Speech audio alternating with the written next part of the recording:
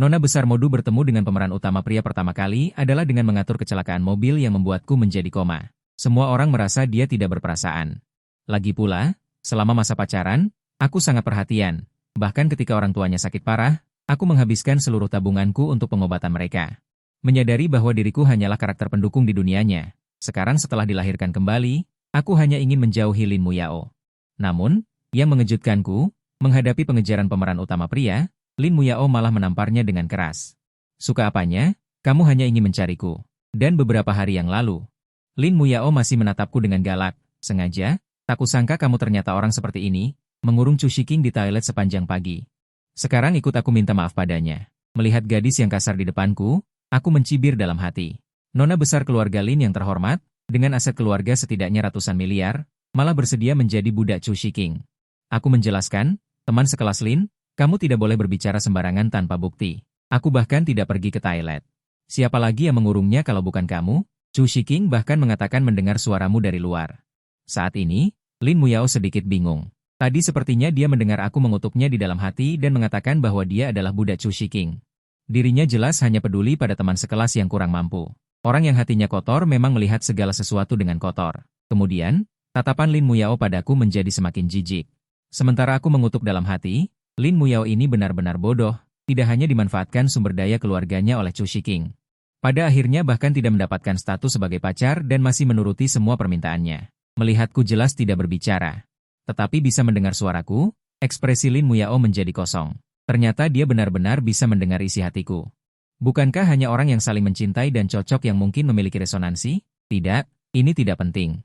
Tadi dia bilang dirinya bodoh, wajah Lin Muyao langsung memerah. Sementara aku dengan seksama mengamati Lin Muyao.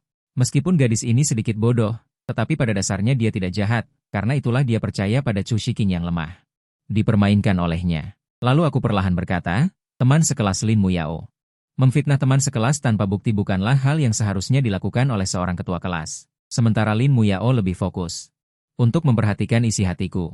Bajingan ini, 7 dari 8 kalimatnya mengatakan bahwa dirinya bodoh. Sialan. Dan tentang dirinya baik atau tidak, orang ini bahkan menilaiku.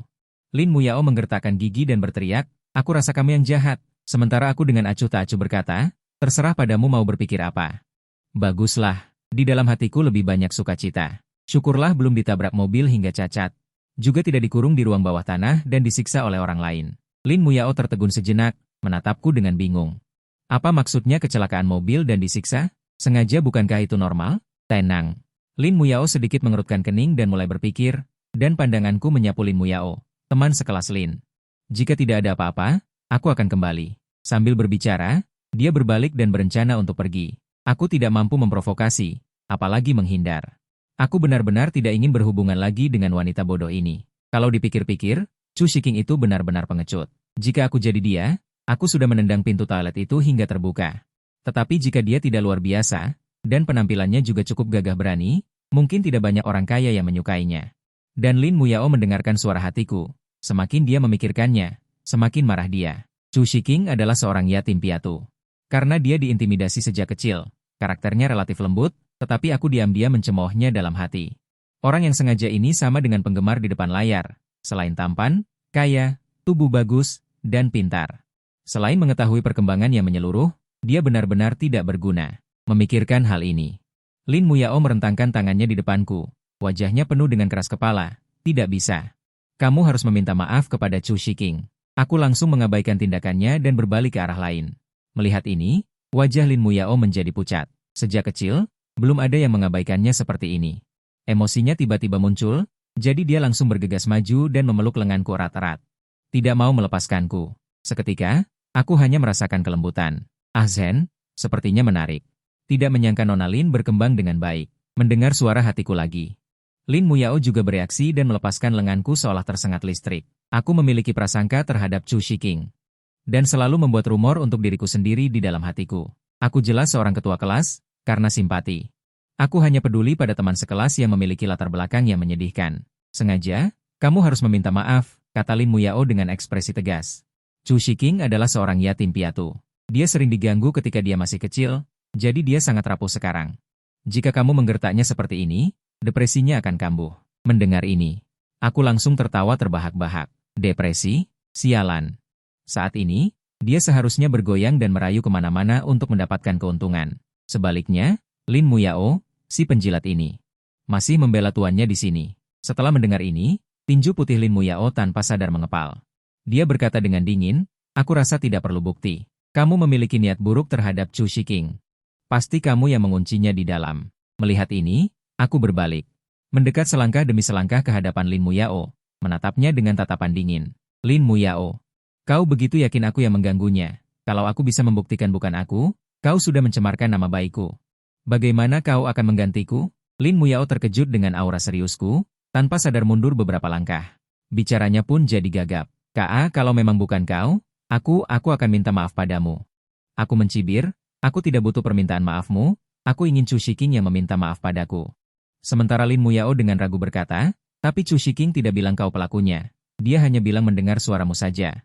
Mendengar itu, hatiku merasa jijik, Lin Muyao benar-benar anjing penjilat yang kompeten. Kenapa aku tidak punya anjing penjaga seperti dia?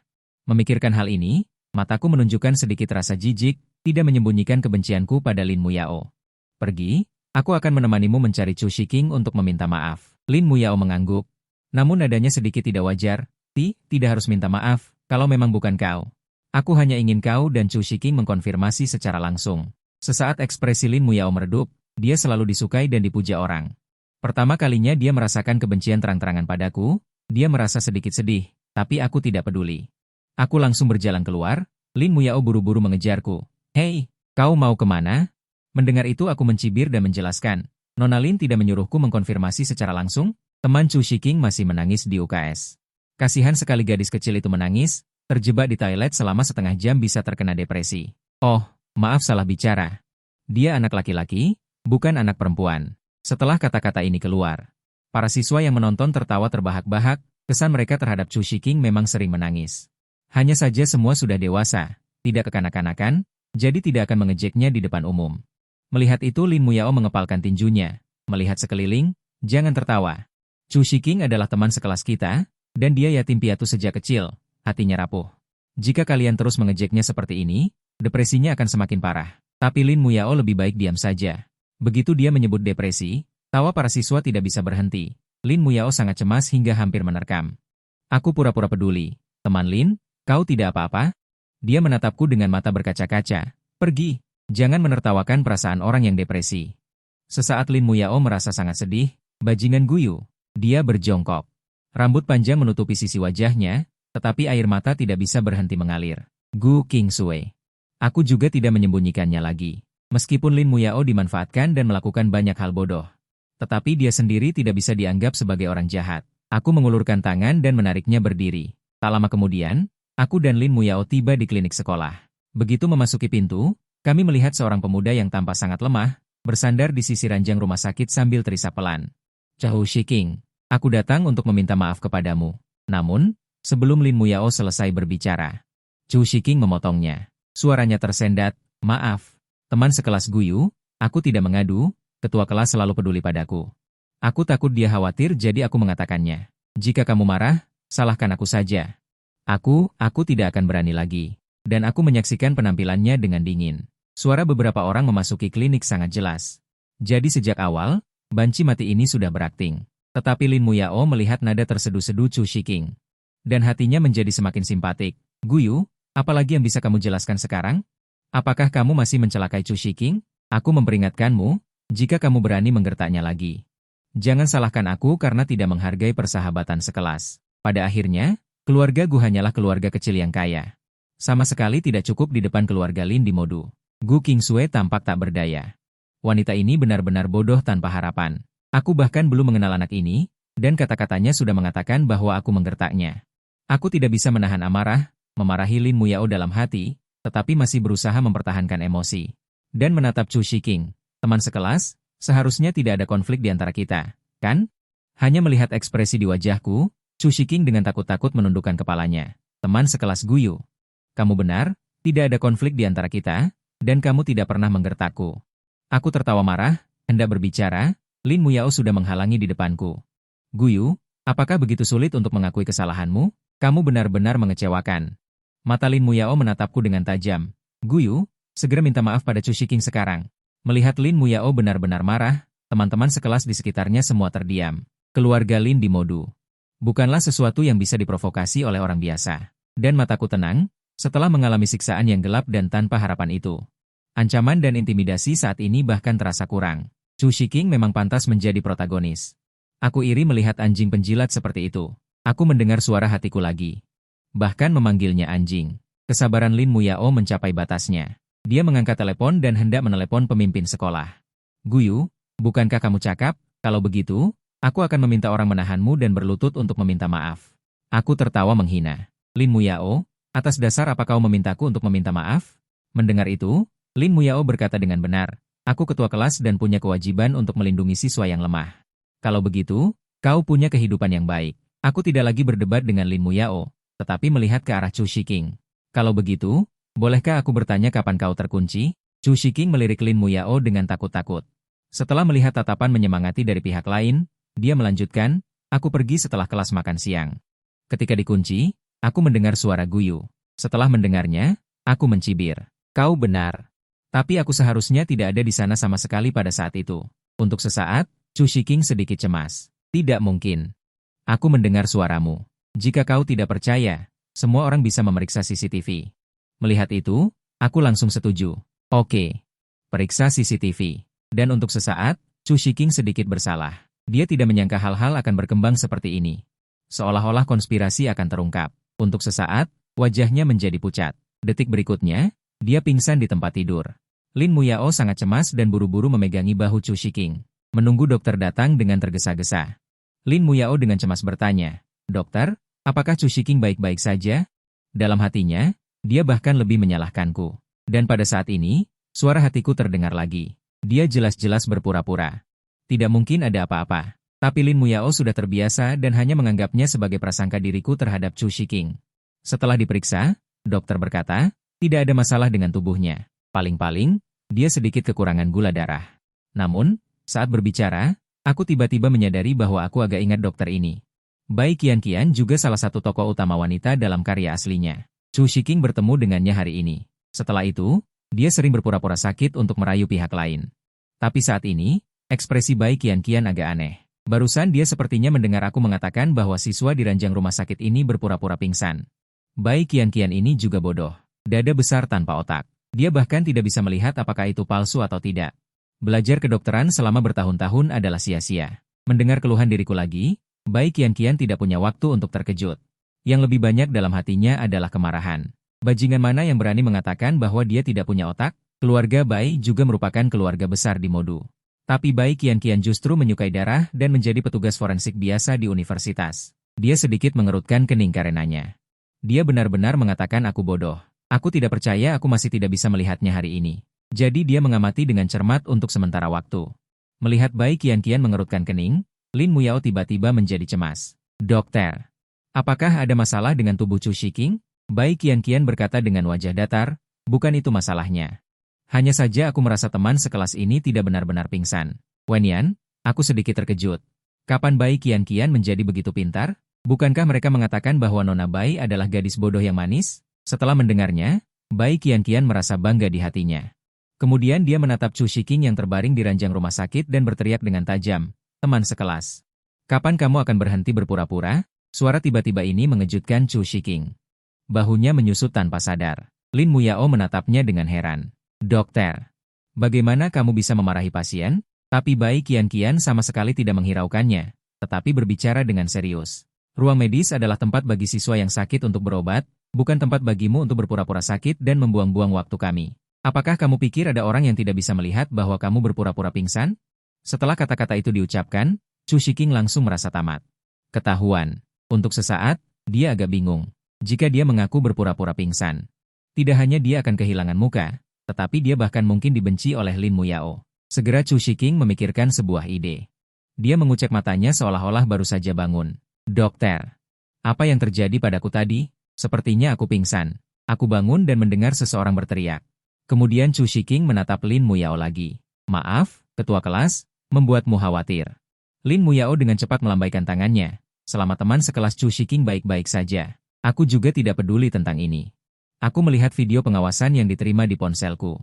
Cukup jelas terlihat diriku mencuci tangan di wastafel di luar dan kemudian pergi. Jauh sebelum datang, aku sudah meminta teman-teman dari Dewan Mahasiswa untuk turun dan memeriksa pengawasan terlebih dahulu. Aku menunjukkan rekaman pengawasan kepada semua orang. Lin Muyao dengan hati-hati menonton video itu. Bukti ada di depan matanya. Dia merasa sedikit malu untuk sementara waktu. Ternyata aku salah paham denganku. Aku menatap Chu Shiking dengan senyum mencela. Teman sekelas, kita seharusnya tidak akrab, tetapi di dalam dan di luar lukisanmu. Kamu selalu ingin membimbing ke arah aku menargetkanmu. Ah, mendengar ini, Chu Shiking menjadi menyedihkan lagi. Maaf, aku salah paham denganmu. Tapi aku hanya mendengar suaramu saat itu. Jadi. Dan aku langsung memotong perkataannya. Dengar, selama kamu terkunci. Ada begitu banyak siswa yang lewat di rekaman CCTV. Mengapa kamu tidak meminta siswa untuk membukakan pintu untukmu? Atau apakah kamu hanya bisa mendengar suaraku? Setelah mendengar itu, Chu Shiking langsung kehilangan kata-kata. Tepat ketika aku merasa bisa mengungkap kepura-puraannya, tanpa diduga Chu Shiking langsung menangis. Aku tidak berani, aku seorang yatim piatu, teman-teman sekelas meremehkanku.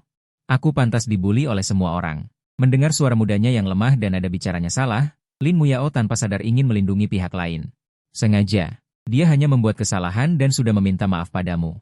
Mengapa kamu harus begitu memaksa? Di depanmu ini adalah seorang korban. Hahaha, aku tidak bisa menahan tawa. Posisi Lin Muyao sudah jelas. Tidak ada gunanya lagi berdebat. Memikirkan hal ini, aku berkata dengan tenang. Selamat tinggal, Nona Lin. Aku masih merasa lebih enak makan di rumah. Aku pergi dulu.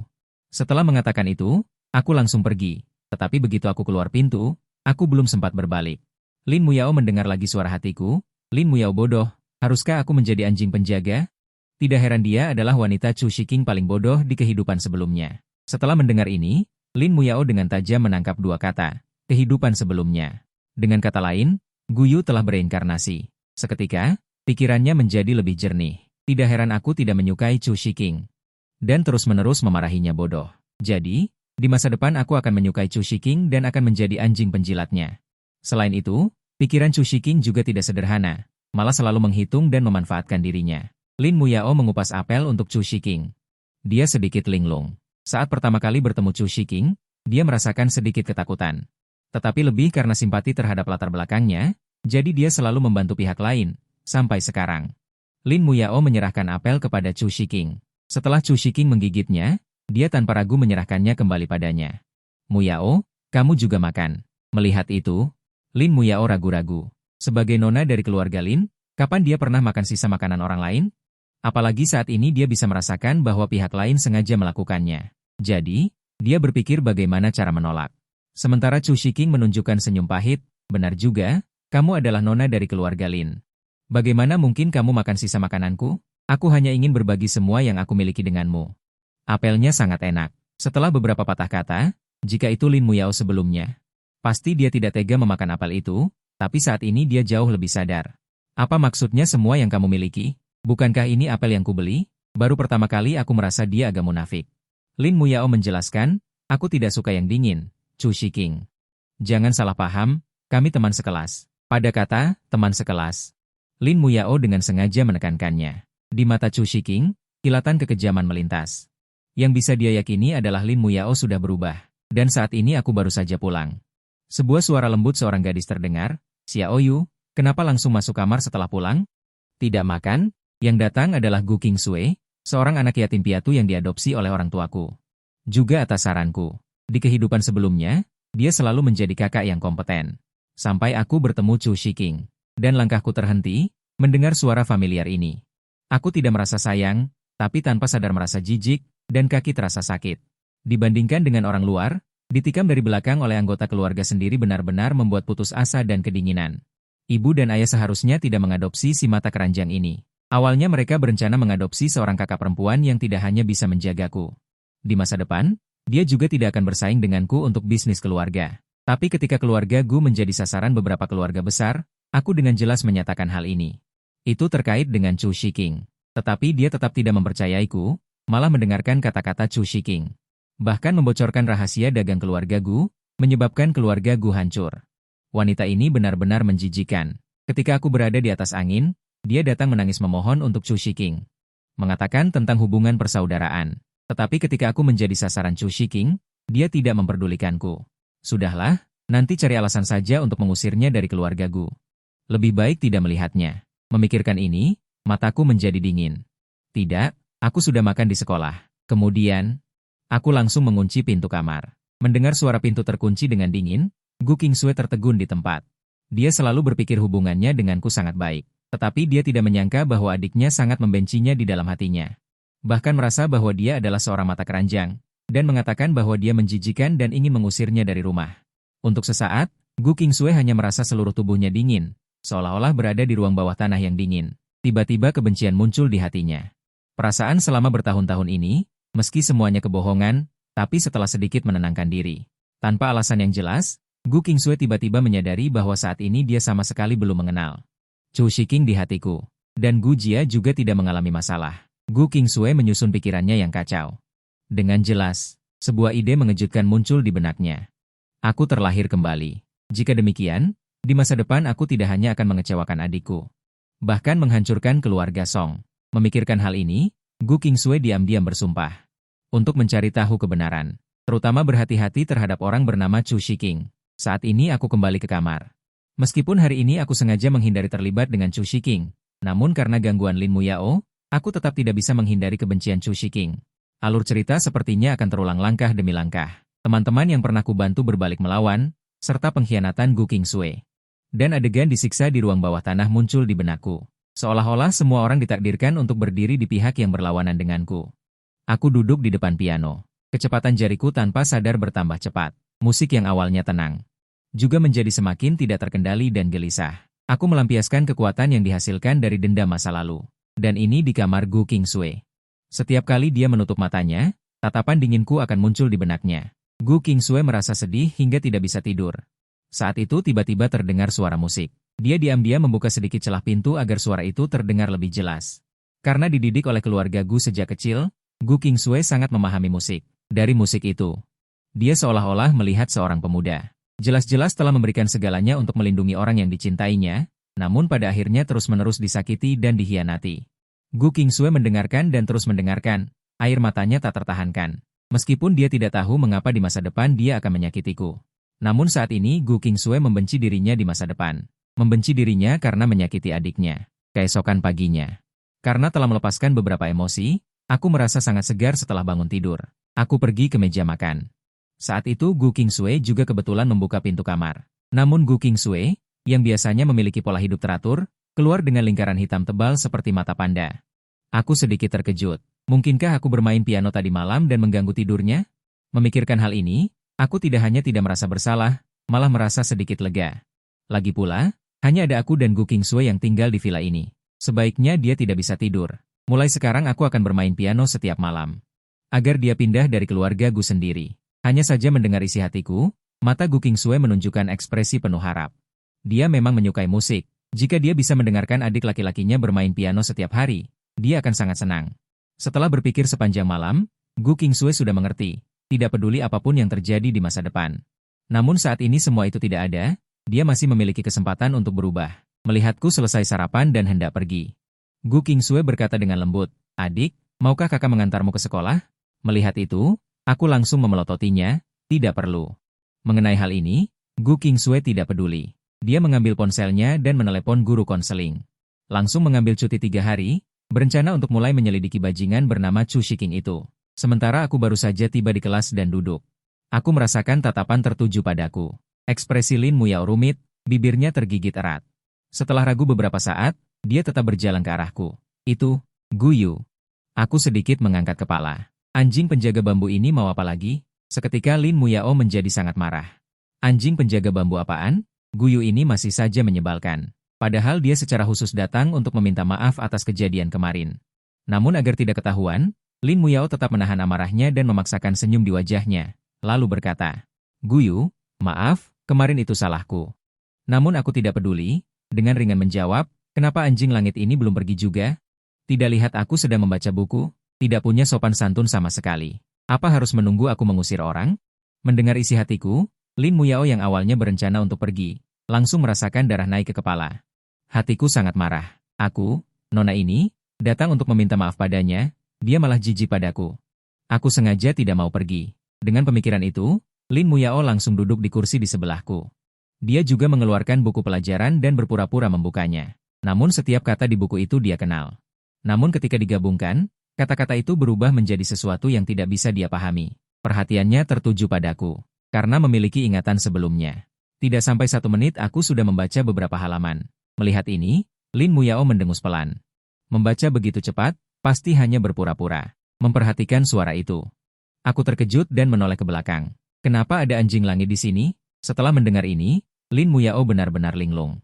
Jadi dia berpura-pura membaca buku begitu lama, tapi dia sama sekali tidak memperhatikannya. Dia setidaknya adalah kembang sekolah tahun pertama. Kapan dia menjadi tidak diperhatikan seperti ini? Belum sempat dia mengatakan apapun, seseorang berjalan dari pintu belakang. Chu Shiking terlihat lemah. Orang yang tidak tahu akan mengira dia terkena penyakit parah. Dia juga melihat sekeliling mencari Lin Muyao. Namun sedetik kemudian, Chu Shiking langsung tertegun. Tatapan yang dibuat-buat lemahnya juga menjadi kejam. Guyu ini lagi, tidak hanya mempermalukanku di depan umum, dia bahkan ingin merebut Lin Muyao ini. Nona muda dari keluarga Lin.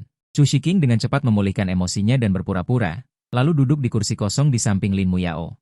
Harus dikatakan bahwa trik Chu Shiking memang brilian, bahkan sebelum dia membuka mulut. Hanya dengan tatapan matanya saja, dia membuat Lin Muyao merasa sedikit bersalah dan tanpa sadar menjaga jarak denganku. Saat ini, Chu Shiking memberi isyarat dengan matanya. Dia berkata dengan sedikit sedih, Muyao, mengapa hubunganmu dengan Guyu begitu baik? Bukankah kamu mengatakan kepadaku bahwa Guyu adalah orang yang sangat egois dan kamu sangat membencinya? Dan aku juga memperhatikan suara Chu Shiking, mencibir dalam hati. Bajingan ini masih sama seperti di kehidupan sebelumnya. Bahkan jika aku tidak mempedulikannya, dia selalu ingin datang dan membuat orang lain jijik. Benar saja, rasa iri membuat orang kehilangan akal sehat. Aku dengan jijik melanjutkan membaca buku, tetapi tiba-tiba aku memikirkan sesuatu. Apakah anak ini berpikir bahwa Lin Muyao sangat baik padaku, jadi dia panik, takut aku merebut anjing penjilat yang telah dia latih dengan baik. Hehe, sekarang akan ada pertunjukan yang bagus, sambil berpikir seperti ini. Aku menatap Lin Muyao dengan lembut dan berkata, Muyao, ingatlah untuk bertanya padaku jika ada sesuatu yang tidak kamu mengerti. Aku akan mengajarimu. Yang mengejutkanku, Lin Muyao menatapku. Sebaliknya, dia terus sengaja membangkitkan simpatinya. Untuk sesaat, ekspresi Chu Shiking menjadi jelek. Muyao, kamu salah paham. Aku tidak berniat mengaturmu. Hanya saja Guyu bukanlah orang yang baik. Dan aku tidak bisa menahan diri untuk meletakkan buku teks dan menatap Chu Shiking dengan dingin. Teman sekelas. Bukankah kamu sangat takut padaku kemarin? Kenapa tiba-tiba berani mencemarkan namaku di depanku? Tapi Chu Shiking tidak menanggapi ini. Hanya menatap Lin Muyao dengan tatapan memohon. Melihat ini, tatapanku pada Lin Muyao. Kilatan kekejaman melintas. Anjing penjilat ini pasti tidak tahan dengan tatapan Chu Shiking. Dia akan segera menghibur pihak lain.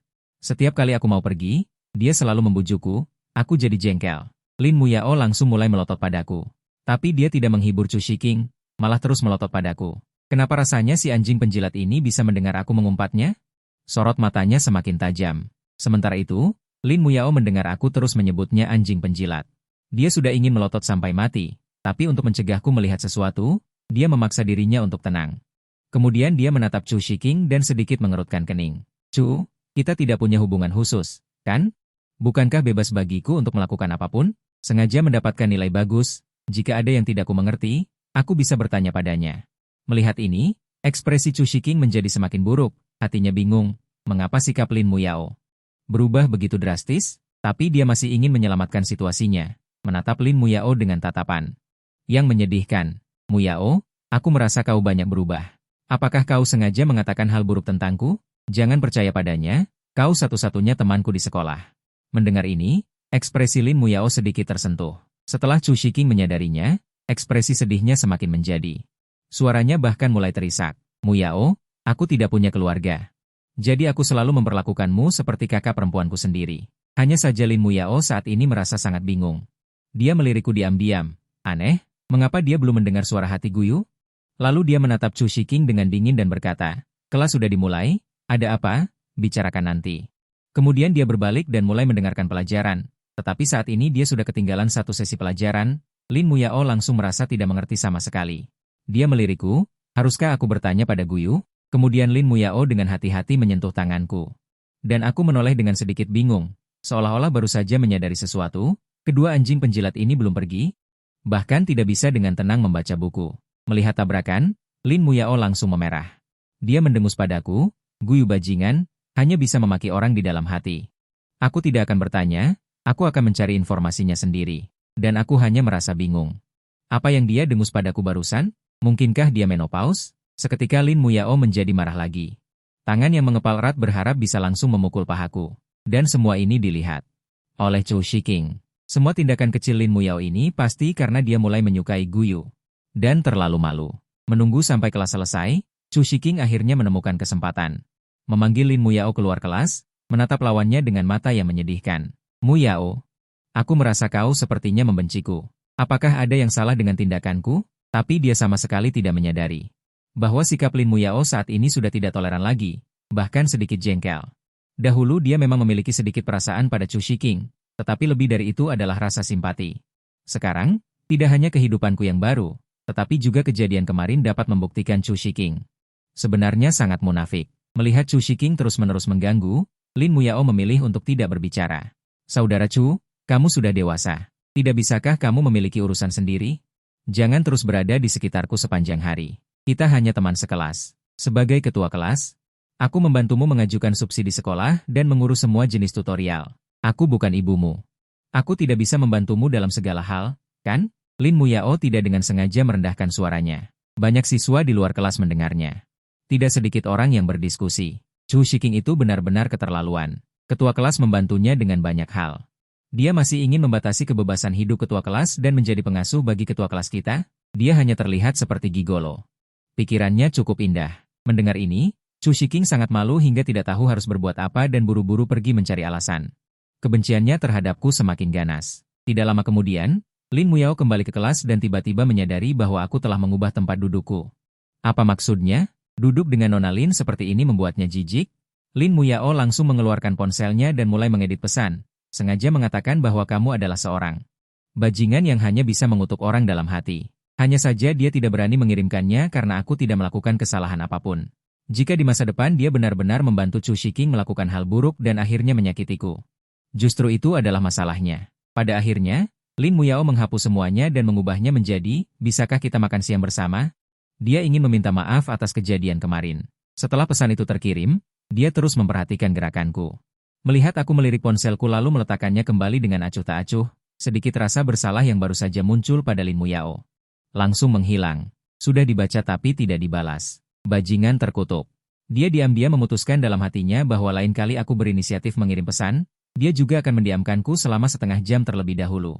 Setelah menyelesaikan pelajaran hari itu, aku berjalan keluar gerbang sekolah dengan langkah angkuh, tetapi saat berikutnya aku dihalangi oleh Lin Muyao. Nada bicaranya agak sedih, sengaja mengatakan bahwa aku jelas-jelas melihat pesannya tetapi sengaja mengabaikannya. Dan aku menatapnya dengan bingung. Aneh, mengapa Lin Muyao mencariku?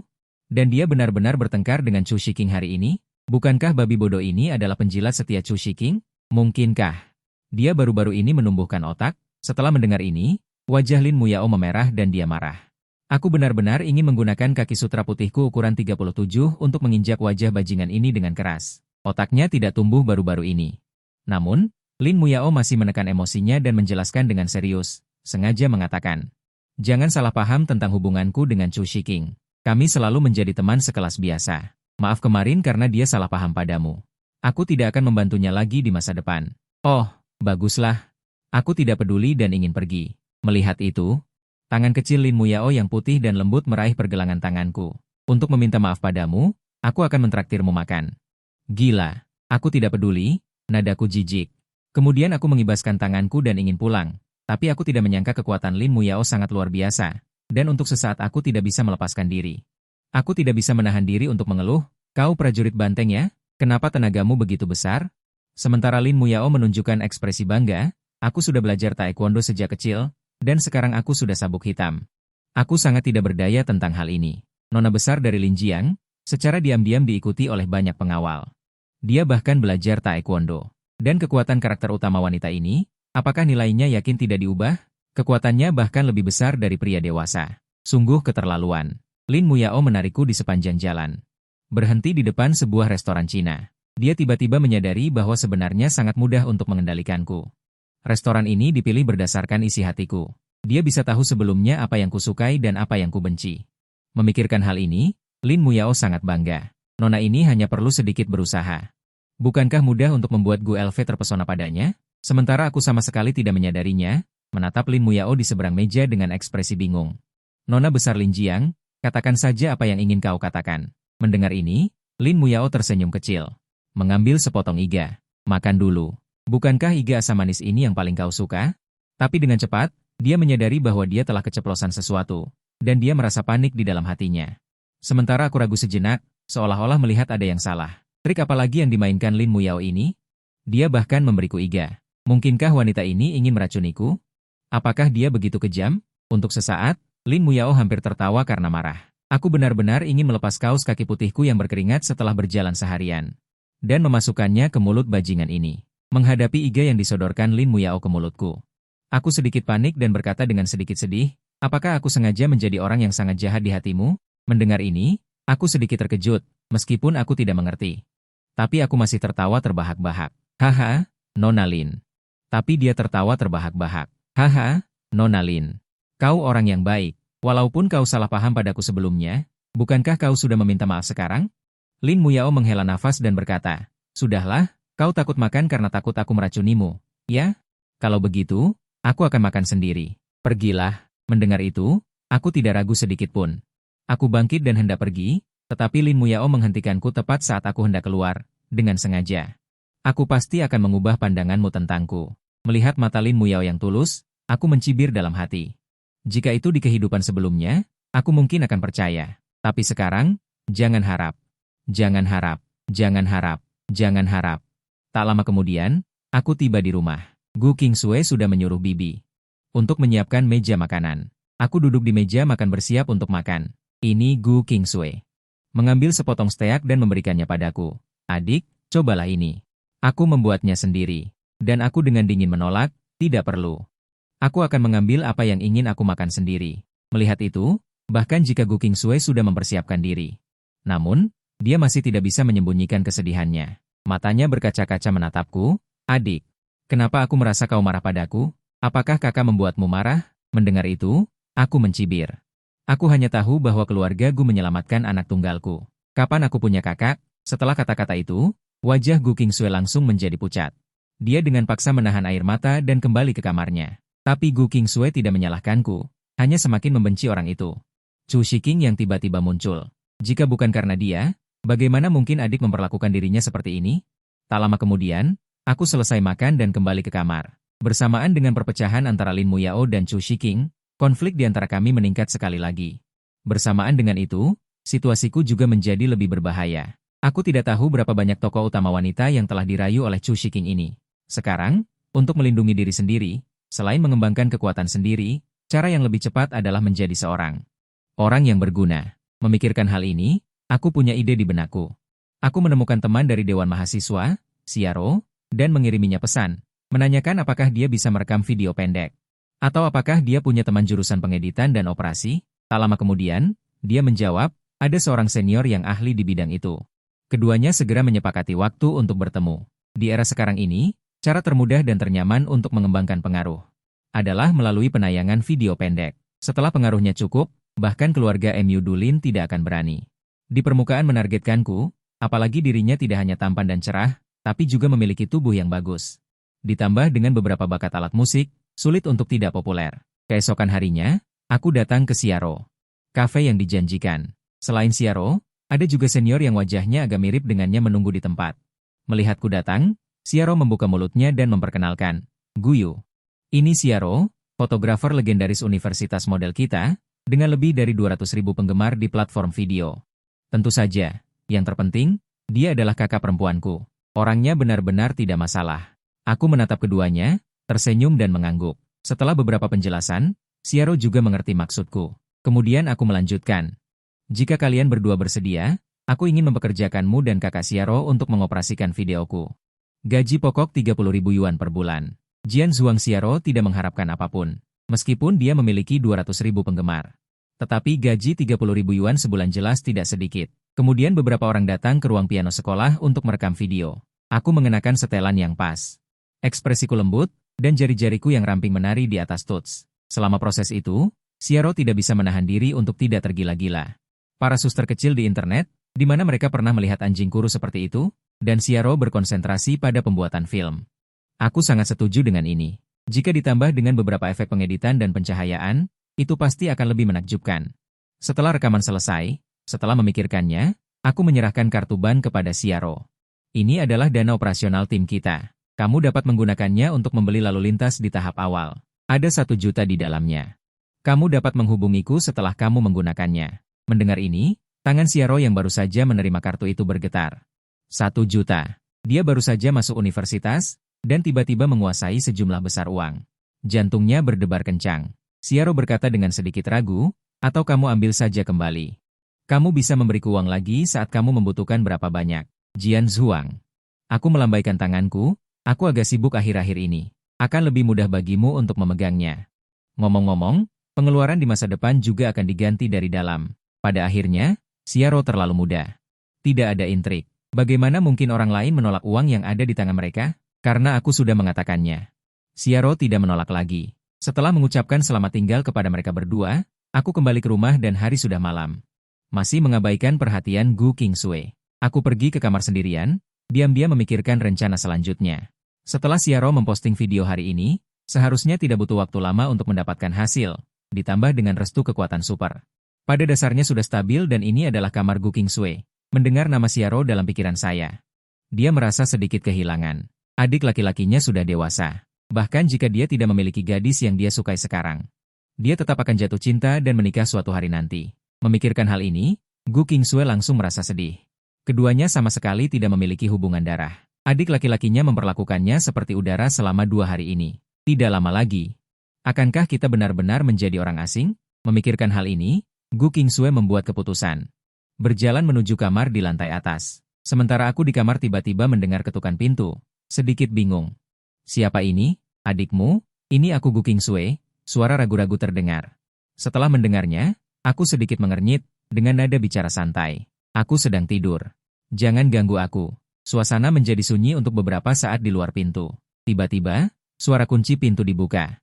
Aku menyadari aku lupa mengunci pintu. Dalam kegelapan, Gu Qingsui meraba-raba ke sisi tempat tidurku, mencari-cariku dengan ragu-ragu. Apa yang kamu sentuh? Aku mendorongnya menjauh dan langsung menyalakan lampu di kamar. Saat berikutnya, aku melihat Gu Qingsui dengan air mata berlinang.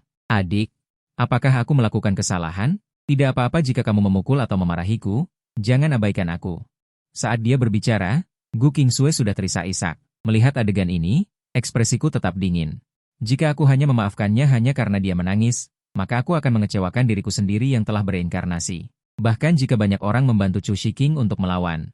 Kebencian itu jauh lebih kecil daripada pengkhianatan orang terdekat yang paling dipercaya. Mendengar suara hatiku, Gu Qingsui sangat sedih. Dia memelukku dengan putus asa. Suaranya serak dan tersedak. Kakak jelas tidak melakukan apapun. Tidak apa-apa jika kamu memukulku untuk melampiaskan amarahmu, jangan abaikan aku. Saat dia berbicara, dia meraih tanganku dan menampar wajahnya sendiri, tanpa menahan diri sedikit pun. Pipinya langsung memerah. Kamu memang tidak melakukan apapun, tetapi aku sudah mengalaminya. Aku sedikit mengernyit, dengan jijik menarik tanganku. Gu Qingsui, kamu tidak perlu berpura-pura menjadi kakak yang baik. Sekarang keluarlah dan jangan ganggu aku untuk beristirahat. Tetapi Gu Qingsui mendengar sedikit keraguan di hatiku. Dia ingin meraih kesempatan itu, sambil menangis dan berbicara tentang masa kecilnya. Adik, apakah kamu ingat ketika aku pertama kali diadopsi oleh ayah dan ibu? Ayah dan ibu berkata aku adalah kakak perempuan dan harus melindungi adik laki-laki.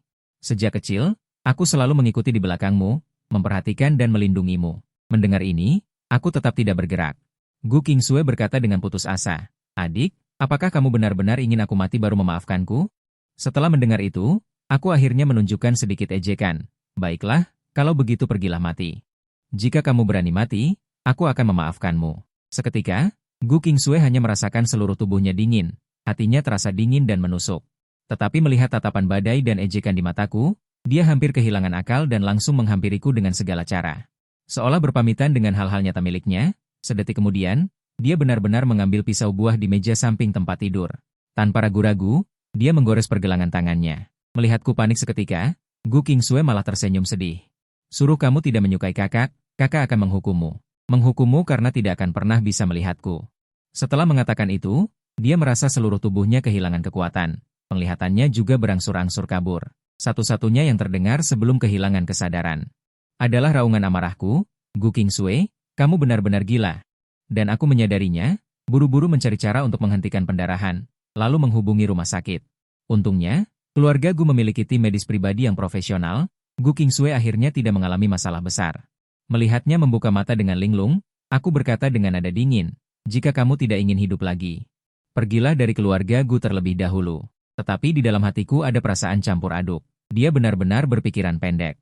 Hanya karena aku tidak mempedulikannya selama 2 hari, dia seharusnya tidak peduli padaku. Setelah mendengar itu, Gu Qingsui memaksakan senyum di wajahnya. Adik, kamu berjanji akan memaafkanku. Akan tetap menganggapku sebagai kakak. Tetapi melihat wajahku yang masih tenang, tidak tahu apa yang kupikirkan. Secercah cahaya di mata Gu Qingsui juga mulai perlahan menghilang. Tepat ketika dia akan putus asa, aku masih memanggil kakak. Mendengar kedua kata ini, mata Gu Qingsui langsung menyipit. Aku menggenggam tangannya. Dengan serius berkata, aku sudah memikirkannya dengan jelas. Meskipun aku memiliki beberapa pengalaman, tetapi karena memiliki kesempatan untuk memulai dari awal, mungkin tidak bisa mengubahnya. Aku tahu kamu mungkin tidak mengerti. Tetapi kita tetap harus bergaul seperti dulu saja. Perilaku Gu Qingsui sangat menyentuhku. Ini juga membuatku memutuskan untuk memberinya kesempatan, dan juga memberi diriku sendiri kesempatan. Bahkan jika dia benar-benar mengenal Chu Shiking nanti. Dan alur cerita yang sama berkembang, pada saat itu aku juga sudah siap untuk memutuskan hubungan dengannya. Saat aku berpikir, sepasang tangan lembut dan halus justru menggenggam telapak tanganku dengan erat. Gu Qingsui berkata dengan nada serius, aku adalah kakak Guyu, dan juga orang yang paling menyukai Guyu. Tidak peduli apa yang terjadi di masa depan, itu tidak akan pernah berubah. Matanya merah membara dan tulus. Ini ponselku. Lin Muyao ingat, aku tanpa sadar menoleh untuk menghindari tatapannya. Aku pergi keluar untuk menerima telepon dulu. Pergilah. Melihat ini, Gu Qingsui juga melepaskan tanganku, ekspresinya sangat santai. Sebelum pergi, aku tidak bisa menahan diri untuk memperingatkan, jangan bodoh lagi di masa depan. Kali ini kau beruntung tidak melukai arteri. Kau tidak apa-apa. Kemudian aku pergi ke balkon, suara bersemangat Xiaro datang dari sisi lain ponsel. Bos Gu, kabar baik, aku hanya memasang 100 lalu lintas, dan dalam satu malam sudah ada jutaan penayangan. Penggemar juga sudah ada lebih dari 10.000. Kapan kau punya waktu untuk datang ke sekolah? Kita segera syuting yang baru. Setelah berpikir, aku perlahan berkata, beberapa hari ini aku harus di rumah. Aku akan mengirimimu lokasi. Jika kau dan kakak senior Xiaoyu tidak ada kelas, datang saja untuk syuting. Xiaro juga tidak keberatan dengan ini. Di sore hari, keduanya tiba di depan villa sesuai lokasi. Aku membawa Xiaro dan Xiaoyu masuk. Karena sudah memberitahu waktu sebelumnya, saat ini makanan sudah siap. Aku datang ke kamar Gu Qingsui. Mendorong bahunya, Kak, bangun dan makan. Dua temanku datang membantuku. Makan bersama juga. Mendengar ini, Gu Qingsui mengucek matanya dan dengan polos merentangkan tangannya. Kakak mau peluk. Aku dengan tak berdaya membiarkannya memelukku 2 kali, dan mengulangi soal teman-temanku. Gu Qingsui baru sadar, teman, laki-laki atau perempuan? 2 perempuan. Aku langsung berkata. Setelah mendengar ini, Gu Qingsui langsung sadar dan buru-buru melepaskanku. Cepat, cepat, kau layani mereka dulu. Aku ganti baju dan bersiap-siap lalu datang. Aku sudah terbiasa dengan ini. Katanya ganti baju, padahal memilih, merias wajah, dan memadukan pakaian. Tidak akan selesai dalam 20 menit. Aku pun menyuruh saudari Xiaro makan duluan. Sekitar 15 menit berlalu. Gu Qingsui akhirnya keluar. Dia menatap kedua gadis itu dan tersenyum, kalian teman Guyu ya? Jarang sekali adik mengajak orang makan di rumah. Sepertinya adik sangat menghargai kalian. Gu Qingsui memberikan kesan. Seperti angin musim semi. Xiaro dengan cepat menyukai kakak ini. Dan Gu Qingsui dalam percakapan. Juga memahami hubungan di antara mereka. Hatinya merasa lega. Setelah beberapa orang makan dan beristirahat sebentar. Syuting pun dimulai. Melihat sosokku duduk di depan komputer, Xiaro dengan serius berkata. Sekarang, selama kau menjaga pembaruan yang stabil, popularitas akan terus meningkat. Dan Gu Qingsui juga selalu melihat dari samping. Dia merasa sedikit bingung di dalam hatinya. Adik, mengapa kamu tiba-tiba tertarik pada hal ini? Apakah kamu ingin membantu perusahaan keluarga Gu bersaing di industri video pendek? Aku menggelengkan kepala. Hanya untuk menjadi terkenal. Aku tidak menjelaskan lebih lanjut. Tidak mungkin aku mengatakan itu agar aku memiliki popularitas sehingga Chu Shiking dan wanita di belakangnya tidak berani menyerangku secara diam-diam. Dan ini bahkan jika aku memberitahu Gu Qingsui, tidak ada gunanya. Pada saat yang sama, isi hatiku juga terdengar jelas oleh Gu Qingsui. Di matanya yang selalu lembut muncul sedikit keganasan. Chu Shiking itu benar-benar ingin menyakiti adik, aku akan melihat siapa yang berani. Tapi dengan cepat dia kembali tenang dan tersenyum tipis. Adik, menurutku kemampuan pianomu sangat bagus. Aku bahkan merasa seperti sedang mendengarkan guru berbicara. Bagaimana kalau aku mengajakmu mengunjunginya besok? Mendengar ini, aku langsung setuju. Harus diketahui bahwa guru musik Gu Qingsui, Xia Shuqin, adalah seorang maestro piano terkenal dengan pengaruh yang cukup besar. Jika aku memiliki label murid dari keluarga terkemuka, itu juga akan sangat membantuku. Memikirkan hal ini, aku tidak bisa menahan perasaan terkejut. Aku tidak menyangka bahwa setelah terlahir kembali, orang yang paling membantuku adalah Gu Qingsui. Mungkinkah aku telah mengubah sesuatu tanpa menyadarinya? Tapi aku tidak bisa mengatakan apa yang salah. Keesokan harinya, aku juga mengambil cuti untuk menyelesaikannya. Aku mengikuti Gu Qingsui untuk bertamu di rumah gurunya, Xia Shuqin. Seorang wanita tua yang anggun membuka pintu, tidak lupa memegang lembaran musik di tangannya. Melihat orang yang datang adalah Gu Qingsui, dia langsung berkata, "Piano ada di lantai 2. Biarkan adikmu memainkan satu lagu untukku." Jelas, keduanya telah membahas sebab dan akibatnya. Aku mengangguk dan setelah mengenal sedikit warna suara piano, aku mulai bermain. Ketika suara piano yang merdu terdengar, Xia Shuqin langsung terpesona. Setelah aku selesai memainkan sebuah lagu, kali ini aku mengajak kakak untuk mengunjungi Anda terutama untuk memiliki kesempatan belajar. Melihat ini, Xia Shuqin mengangguk puas. Meskipun maksud kakakmu adalah agar aku mengajarimu, tetapi setelah mendengar kemampuanmu, aku merasa lebih tepat untuk merekomendasikan guruku untuk mengajarimu. Mendengar ini, aku dengan cepat menolak. Jika aku benar-benar setuju, bukankah aku akan langsung menjadi paman guru Gu Qingsui? Hanya saja sikap Xia Shuqin sangat keras kepala. Dia membuka mulut untuk menjelaskan, jika guruku tahu bahwa aku menerima seorang murid yang tingkatannya hampir sama denganku, pasti aku akan dikritik habis-habisan. Dan kamu tidak perlu khawatir, meskipun dia berada di luar negeri. Tetapi dari yang aku tahu, dia pasti tidak bersedia menolak murid berbakat sepertimu. Pada akhirnya, aku hanya bisa setuju dengan enggan. Pada saat yang sama, setelah 1 hari fermentasi, jumlah penayangan video di platform telah meningkat dengan kecepatan yang sangat mencengangkan menjadi puluhan juta. Dan aku sudah 2 hari tidak muncul di sekolah. Kepercayaan diri di wajah Lin Muyao, entah kenapa. Ada perasaan hampa di hatinya. Dengan bosan, dia mengeluarkan ponselnya untuk menonton video, tanpa menyangka bahwa suasana pada adegan pertama sangat menarik. Lin Muyao sangat tertarik. Terlihat ruang piano yang kosong dengan pencahayaan yang indah. Sepasang tangan yang ramping dan cantik beristirahat dengan tenang di atas tuts piano, mengikuti alunan musik. Kamera sedikit bergerak ke atas, memperlihatkan garis rahang yang halus dan tampan. Seketika, Lin Muyao terpana. Ternyata itu Guyu, si brengsek itu. Dia juga bisa bermain piano, melihat wajah dingin di video itu. Lin Muyao mencibir. Sungguh, dia memasang wajah dingin untuk siapa? Hanya tahu berpura-pura tampan.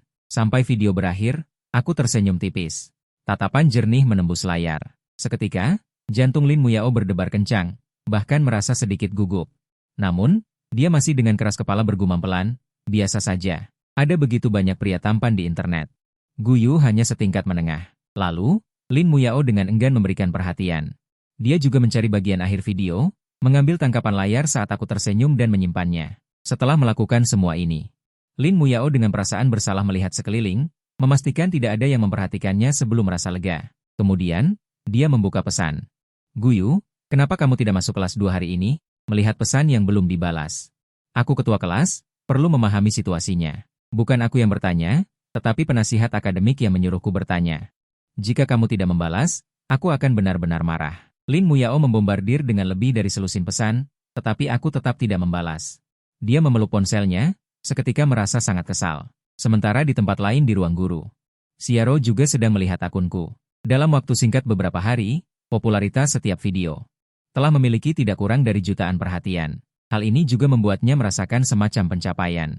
Namun, Xiaro segera memperhatikan area komentar. Ada sesuatu yang tidak beres. Kudengar Guyu dari Universitas More sebenarnya adalah seorang preman. Mengandalkan uangnya untuk menindas teman-teman sekelas. Bahkan ada teman sekelas yang dipaksa menderita depresi. Benarkah? Cahaya bulan putih berubah menjadi bajingan. Bahkan ada banyak orang yang mengaku sebagai mantan teman sekelasku untuk bersaksi.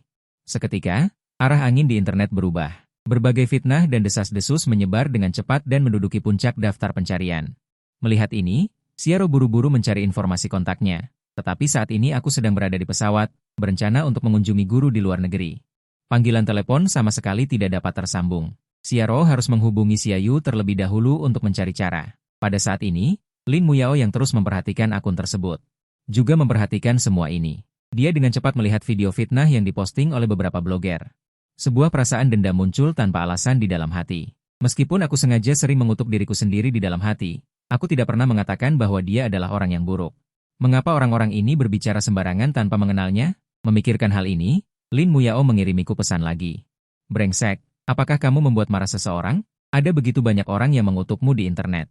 Apakah nona ini perlu membantumu mengklarifikasi? HMPH, mari kita lihat apakah kamu akan membalas pesanku sekarang.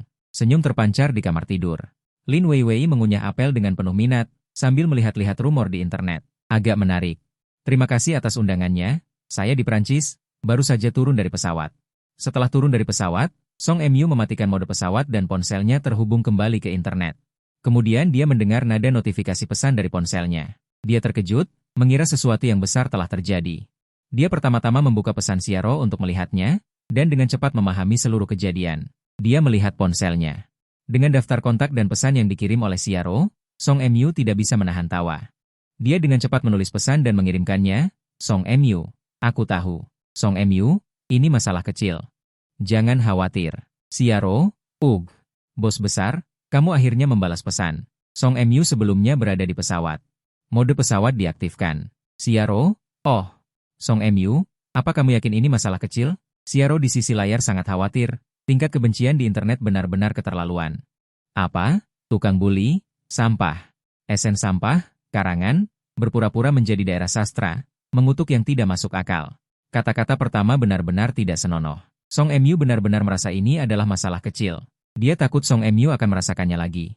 Setelah merasakan niat jahat yang begitu besar, suasana hatinya akan buruk, dan itu tidak akan memengaruhi. Kompetisinya di Prancis, kan? Song Mu, hanya badut yang melompat-lompat. Song Mu, aku kira aku tahu siapa yang bermain trik di belakang layar. Xiaro. Baiklah kalau begitu. Song Mu, terima kasih atas kerja kerasmu. Xiaro. Song Mu, terima kasih sudah ada di sini. Xiaro memegang ponselnya. Tiba-tiba melompat dari kursi asrama. Sangat senang, teman-teman sekamarnya menatapnya dengan aneh. Itu, Xiaro, apa kamu sedang jatuh cinta? Xiaro dengan panik berkata. Tidak, jangan salah paham, aku hanya mengobrol dengan teman, itu hanya prasangka kekanak-kanakan. Pada akhirnya, Xiaro tidak banyak bicara, buru-buru membuka ponselnya untuk membalas, dan melihat pesan suara baru. Dia melihat sekeliling dengan waspada, memastikan tidak ada yang melihat ke arahnya, dan dengan ringan naik ke tempat tidur.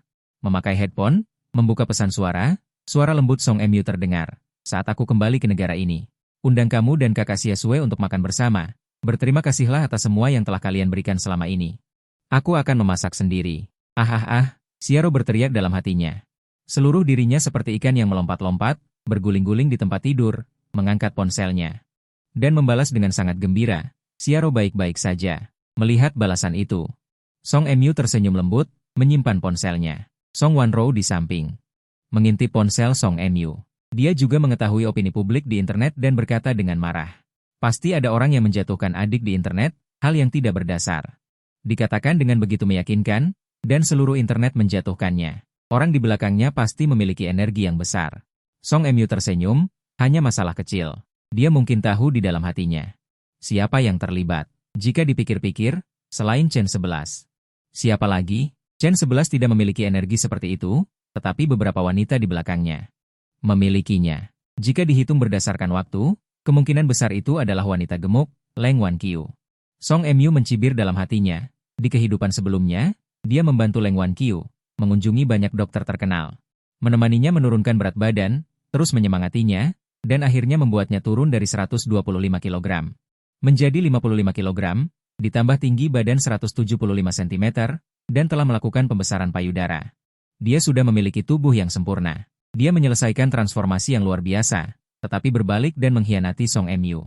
Ketika Song Mu ditekan oleh beberapa wanita di belakang Chen 11, dia dengan tegas melompat tangan, yang sangat menyakiti Song Mu. Meskipun niat Song Mu hanya ingin menariknya dan mendapatkan dukungan dari grup Lengxi, Song Mu mengklaim bahwa dibandingkan dengan Chen 11 yang menemukan rumah baru dan langsung meninggalkannya, dia bisa dibilang berjasa padanya. Berjasa, tetapi malah mendapatkan balasan yang tidak tahu terima kasih. Kehidupan ini. Aku ingin melihat apakah wanita gemuk ini bisa tetap kurus tanpa bantuanku. Dengan penampilannya yang jelek itu, bahkan jika dia ingin menjadi penjilat Chen 11, dia mungkin tidak punya kesempatan, kan? Song Mu tidak khawatir tentang badai di dalam negeri. Dengan dua kehidupan, hati Song Mu cukup kuat. Mengapa peduli dengan air kotor yang dilemparkan di internet, tidak sakit atau gatal, fokus mempersiapkan pertemuan dengan Tuan List. Setelah kembali ke negara itu, Perlahan-lahan bereskan iblis betina yang membuat masalah, Song Wanro mendengar isi hati Song Mu. Semua di telinganya, hatinya sangat marah, adik laki-lakinya baru saja menyebutkan dalam isi hatinya. Itu adalah musuhnya, orang-orang ini benar-benar menjijikan, jelas adik laki-lakinya tidak melakukan apapun. Tetapi mereka menempel seperti plester kulit anjing, adik laki-lakinya sama sekali tidak takut. Trik kecil mereka, Song Mu dan Song Wanro, bersama-sama menginap di sebuah hotel. Dengan piano, Song Mu awalnya ingin memesan 2 kamar. Tetapi Song Wanro menolak, bagaimana aku bisa mengurusnya jika ada 2 kamar? Pesan 1 kamar saja. Bagaimanapun, ada 3 kamar di suite, dan aku tidak tidur dengan kakak perempuan. Mengapa kamu menghindar? Song Mu bertanya dengan bingung, tetap harus dihindari, kan? Jika tidak, mungkin akan menjadi sarana serangan media. Song Wanro bergumam dalam hatinya, media menyerang omong kosong. Bahkan jika mereka benar-benar menyerang, toh tidak ada hubungan darah, dia berkata dengan sikap keras. Dengarkan aku dalam hal ini, Song Mu harus setuju, dan segera check-in ke hotel. Setelah menghubungi Tuan List, dia mengatakan untuk pergi ke gedung opera Paris besok. Tidak ada pertunjukan besok, dan Song Mu dapat memainkan lagu di tempat, List dan beberapa temannya akan datang untuk mengagumi. Song Mu mengatakan dia mengerti, duduk di bangku piano hotel. Menikmati pemandangan Paris, juga sangat mengagumi pesona eksotis dan kecantikan eksotis Prancis. Song Mu memeriksa kemahiran keahlian pianonya, kemahiran piano 921. Berlatih keras malam ini, mungkin bisa mengumpulkan cukup kemahiran untuk mencapai tingkat master piano. Dalam waktu sesingkat itu, dari pengantar piano hingga master piano, itu bukan lagi jenius sederhana yang bisa menggambarkannya. Hanya bisa dikatakan sebagai bakat yang tak tertandingi, dan sampai sekarang, Song Mu di dalam dan di internasional tidak memiliki reputasi apapun, dia tidak dikenal, tetapi ditakdirkan untuk mengguncang dunia. Song Wanro menemani Song Mu selama beberapa jam, dengan tenang menjaganya saat bermain. Setiap 2 jam, dia menuangkan secangkir air hangat untuk Song Mu. Setelah Song Mu menerimanya, dia menyesapnya sedikit, lalu melanjutkan latihan kerasnya. Ketika kemahiran piano hampir penuh, Song Mu merasa banyak pencerahan muncul di hatinya. Piano yang berat itu seolah-olah menjadi bagian dari tubuhnya. Seperti anggota tubuh yang dikendalikan, dia dapat dengan mudah menggunakan piano untuk mengekspresikan perasaannya, melampiaskan emosinya, bahkan melepaskan diri dari belenggu para maestro itu, memiliki warna dan kualitas nada piano. Pemahaman yang baru. Jari-jarinya sedikit sakit karena latihan intensitas tinggi. Tetapi Song Mu meminta Song Wanro untuk membantunya melilitkan perban, lalu melanjutkan bermain.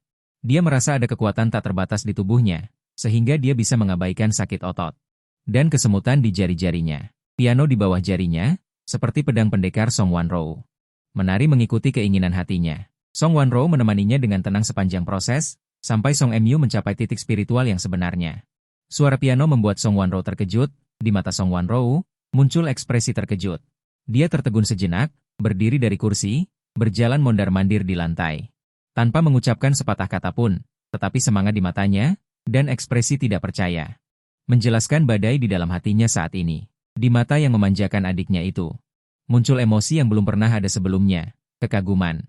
Seolah-olah sedang melihat dewa. Di sisi Song Mu juga terdengar nada notifikasi sistem, master piano. 1, 10.000. Song Mu memainkan piano sesuka hatinya, di ruangan yang sunyi. Suara piano itu seperti ombak laut yang bergelora, satu demi satu. Ombak belakang menutupi ombak depan. Dia dengan santai mengganti partitur, tetapi semua partitur yang diganti dapat terhubung dengan sempurna dengan permainan sebelumnya, berpadu dengan sempurna. Emosinya seperti lautan yang bergelora. Kadang-kadang tenang dan luas seperti jurang, kadang-kadang meledak dengan semangat, seperti letusan tsunami.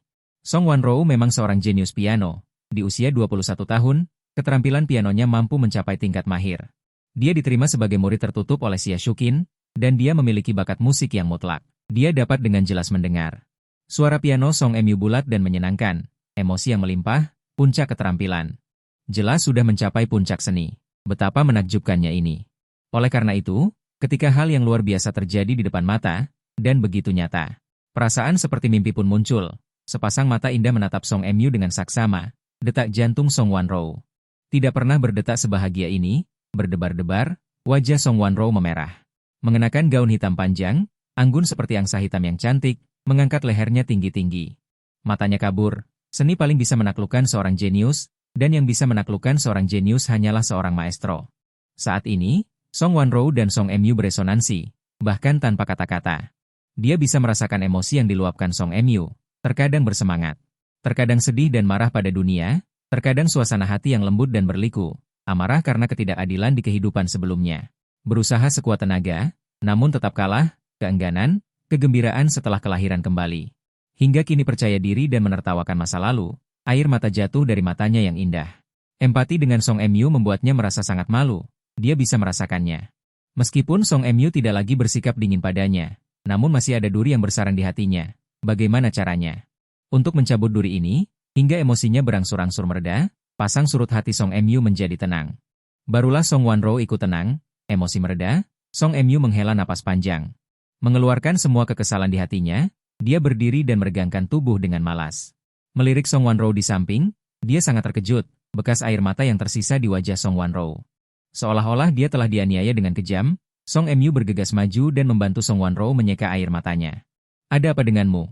Song Wanro melihat wajah adiknya yang tegang dan peduli. Dia tersenyum melalui air mata, tidak apa-apa, kakak hanya tersentuh oleh emosimu. Song Emyu belum sempat bereaksi. Song Wanro berjinjit dan mencium dahi Song Emyu, kau benar-benar hebat. Kau adalah dewa di hati kakak, Song Emyu berpikir, sepertinya Song Wanro tahu bahwa keterampilan piano saya telah meningkat menjadi master piano, dibandingkan dengan kehebohan Song Wanro. Song Emyu tampak sangat tenang. Sebenarnya, dia memang merasa ini bukan apa-apa. Langkah kaki tidak boleh berhenti, bakat tampak begitu lemah di hadapan seluruh dunia. Keterampilan seorang maestro piano hanya membantu Song Emyu mendapatkan ketenaran besar dalam waktu singkat. Untuk mencapai tujuan melindungi diri sendiri, apalagi dengan sistem yang ada, ini masih permulaan. Song Wanro sepertinya melihat hambatan emosi Song Emyu. Dia melambaikan tangan kecilnya sambil mencubit pipi Song Emyu. Adik, kakak sangat mengagumimu. Mengapa kamu terlihat begitu tenang? Apakah kamu tahu apa artinya ini? Kamu bisa secara pribadi meninggalkan nama. Ada begitu banyak orang di dunia ini. Hanya sedikit yang diingat oleh sejarah. Cepat, berikan kakak senyuman. Song Wanro mengambil kesempatan ini untuk bermain-main. Harus dikatakan, wajah adik benar-benar sangat lembut, kulitnya sangat bagus. Penuh dengan kolagen, aku ingin terus mencubitnya. Song Emyu menepis tangan Song Wanro. Dengan nada tidak senang, bersikaplah seperti seorang kakak, Song Wanro. Entah mengapa, aku selalu merasa kamu aneh akhir-akhir ini. Dulu aku tidak pernah melihatmu seperti ini. Ya, begitu bebas. Dalam kesan Song Emyu, Song Wanro selalu seperti itu. Citra kakak perempuan yang lembut, berpengetahuan luas dan masuk akal. Tapi sejak dia terlahir kembali, dia merasa dia telah banyak berubah. Meskipun dia masih Song Wanro yang sama, tapi perlakuannya terhadap dirinya sendiri tampaknya berbeda. Agak terlalu antusias. Song Wanro merasa kesal di dalam hatinya. Mengapa kakak tidak sama padamu? Jelas-jelas aku selalu menyukai adik, hanya saja aku malu sebelumnya. Sekarang berbeda. Sebagai seorang kakak, apa salahnya bersikap proaktif? Apa yang kamu katakan? Adik bau. Song Wanro dengan marah menarik tangannya kembali. Dia benar-benar marah. Apakah adik tidak bisa merasakan cinta kakak yang dalam? Song Emyu menghela napas lega. Song Wanro akhirnya kembali normal. Sebelumnya, dia merasakan tatapan kagum dari pihak lain. Dia mengira pihak lain ingin memulai hubungan kompetitif. Dia tidak sanggup bermain-main. Masalah cinta ini, siapapun yang memainkannya akan terluka. Setelah terlahir kembali, dia hanya ingin melakukan pekerjaannya dengan baik, berusaha mencapai sesuatu di semua lapisan masyarakat, lalu menghancurkan harem Chen 11, menginjak kepalanya dan memberitahunya siapa protagonisnya. Setelah mendengar suara hati Song Emyu, Song Wanro, ambisi adik benar-benar tidak kecil. Semua kalangan ingin meraih kesuksesan. Apa kau pikir kau anak yang ditakdirkan? Masih ada saja bicara soal menjatuhkan orang. Tidak boleh berkata kasar, bahkan di dalam hati. Song Wanro melihat raut lelah di wajah Song Emyu. Mengetahui bahwa dia belakangan ini terus-menerus dalam hubungan yang intens. Jadi, dia tidak mengobrol santai dan mendorong Song Emyu untuk mandi. Cepat, cepat, cepat, cepat mandi. Setelah mandi, segera tidur. Hubungannya masih baru, besok harus bertemu dengan Master List. Cepat istirahat. Song Emyu memang agak lelah, dengan cepat mandi dan tidur. Suatu hari, seorang pria tampan mengenakan tuxedo yang pas dan seorang wanita lembut mengenakan gaun hitam. Naik ke mobil yang sudah menunggu dan menuju ke Paris Opera. Setelah turun dari mobil, Song Wanro dengan cermat merapikan pakaian Song Emyu dan memujinya. Benar-benar tampan. Masuklah. Song Emyu dan Song Wanro masuk ke Paris Opera. Gedung opera terasa cukup luas. Arsitekturnya juga sangat indah, tidak ada kesan lain. Setelah masuk, terlihat seorang pria tua mengenakan pakaian usang dan topi tinggi sedang dikerumuni orang di tengah. Di sampingnya ada beberapa anak muda, semuanya berkulit putih. Song Emyu tidak mengerti bahasa Prancis. Juga tidak mengerti bahasa dada, tapi bahasa Inggris sudah cukup. Dia mengenali pria tua yang dikerumuni itu. Adalah Master List. Dia memberi hormat standar dan berkata dalam bahasa Inggris yang fasih. Master List, saya datang jauh-jauh dari Tiongkok ke Paris untuk mempersembahkan sebuah lagu untuk Anda. Saya harap Anda dapat memberikan bimbingan pada tingkat permainan saya. Setelah basa-basi selesai, Song Mu dengan rendah hati berdiri di samping, tegak, dengan senyum di wajahnya. List tampak tua, rambutnya panjang dan beruban. Tidak perlu berkumpul, tetapi matanya sangat cerah. Dia dengan cermat menatap Song Mu dan berkata, saya sudah melihat video penampilan yang dikirimkan Xia Shuking kepada saya tentang penampilan Anda. Tingkat yang Anda tunjukkan adalah sesuatu yang sulit dicapai oleh orang-orang seusia Anda. Tetapi karena itu adalah video. Saya tidak bisa memastikan apakah itu tingkat Anda yang sebenarnya. Saya harap bisa di depan saya. Langsung memainkan sebuah lagu. Jika penampilan Anda sebagus yang ada di video, aku akan mempertimbangkan untuk menerimamu sebagai muridku. Tindakan Song Mu sebenarnya sangat menggemparkan. Piano yang diletakkan, semua orang memusatkan perhatian padanya. Master List. Kemampuan apa yang dimiliki orang Tiongkok ini sehingga Anda bisa menyaksikan penampilannya? Adeline menutup mata. Mengenakan gaun putri Lolita, Lolita Prancis yang sangat imut. Saat ini menatap punggung Song Mu dengan rasa ingin tahu.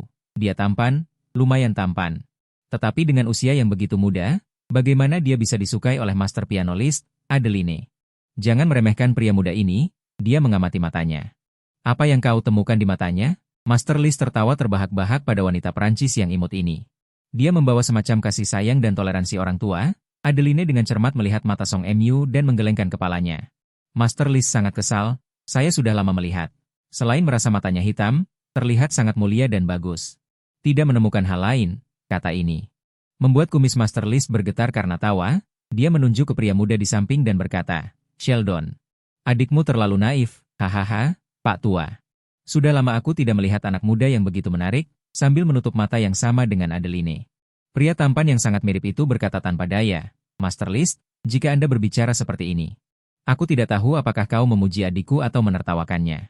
Kasihan adikku yang bodoh dan polos, mungkin dia mengira kau memujinya. Dia diam-diam senang di dalam hatinya. Sheldon, Adeline yang cantik seperti boneka Barbie. Cemberut dengan tidak puas, Sheldon mengatakan aku polos, tidak masalah, tetapi mengatakan aku bodoh. Percaya atau tidak, aku akan merebut perkebunan favoritmu dan mengubahnya menjadi toilet besar. Ekspresi Sheldon tak berdaya.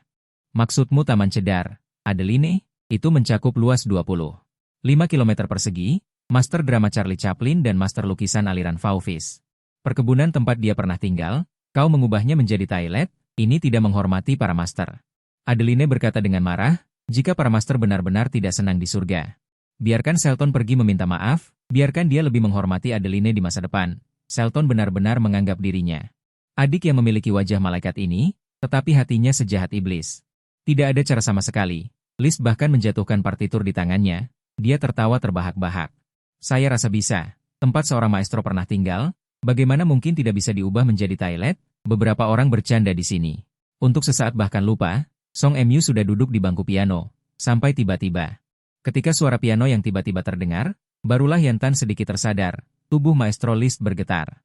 Janggutnya yang putih, seperti daun yang gemetar, dia mengambil tongkat di tanah. Menggenggamnya erat-erat di telapak tangannya, matanya mulai terfokus pada Song Mu. Shelton, jangan kira aku tidak tahu. Sebelumnya kamu yang mencuri anggur kesayangan ayah, Adeline, seru Maestro List. Suara Adeline tiba-tiba berhenti. Saat orang lain tampil, sebaiknya tetap tenang. Ini adalah sopan santun, dan juga semacam kultivasi, kata Maestro List dengan lembut. Menyambut tatapan ramahnya, Adeline mengangguk, dia segera menyadari. Pria oriental misterius yang duduk di bangku piano itu, mungkin tidak sederhana, jadi matanya juga menatap seperti rusa kecil. Shelton juga mulai menilai kembali Song Mu. Song Mu belum mulai bermain, dia hanya menjatuhkan beberapa nada tadi. Adeline sayang, tadi kau tidak bertanya padaku, di mata pemuda Tiongkok ini. Ada apa? Sekarang aku bisa memberitahumu, kata Maestro List perlahan. Di matanya, ada aura seorang raja, seperti binatang buas yang ganas. Bahkan jika berada di wilayah yang asing, dia tetap tenang dan tabah. Itu bukanlah ketidaktahuan anak-anak yang bingung. Melainkan ketenangan orang kuat, dia tidak panik, sangat tenang. Karena ingatan ada di tangan, dia memiliki rencana yang matang. Ini adalah kepercayaan mutlaknya pada dirinya sendiri. Adeline terkejut, orang Tiongkok misterius ini sangat muda. Dia mengungkapkan perasaannya ini. Dengan sikap Tionghoa, List tidak menjawab, dia dengan lembut memberi isyarat untuk diam. Pertunjukan dimulai, Adeline nikmatilah dengan baik, dia akan memberimu kejutan yang luar biasa. Mendengar Maestro List, Sangat yakin dengan bakat pemuda Tiongkok itu, rasa ingin tahu di hati Adeline semakin kuat.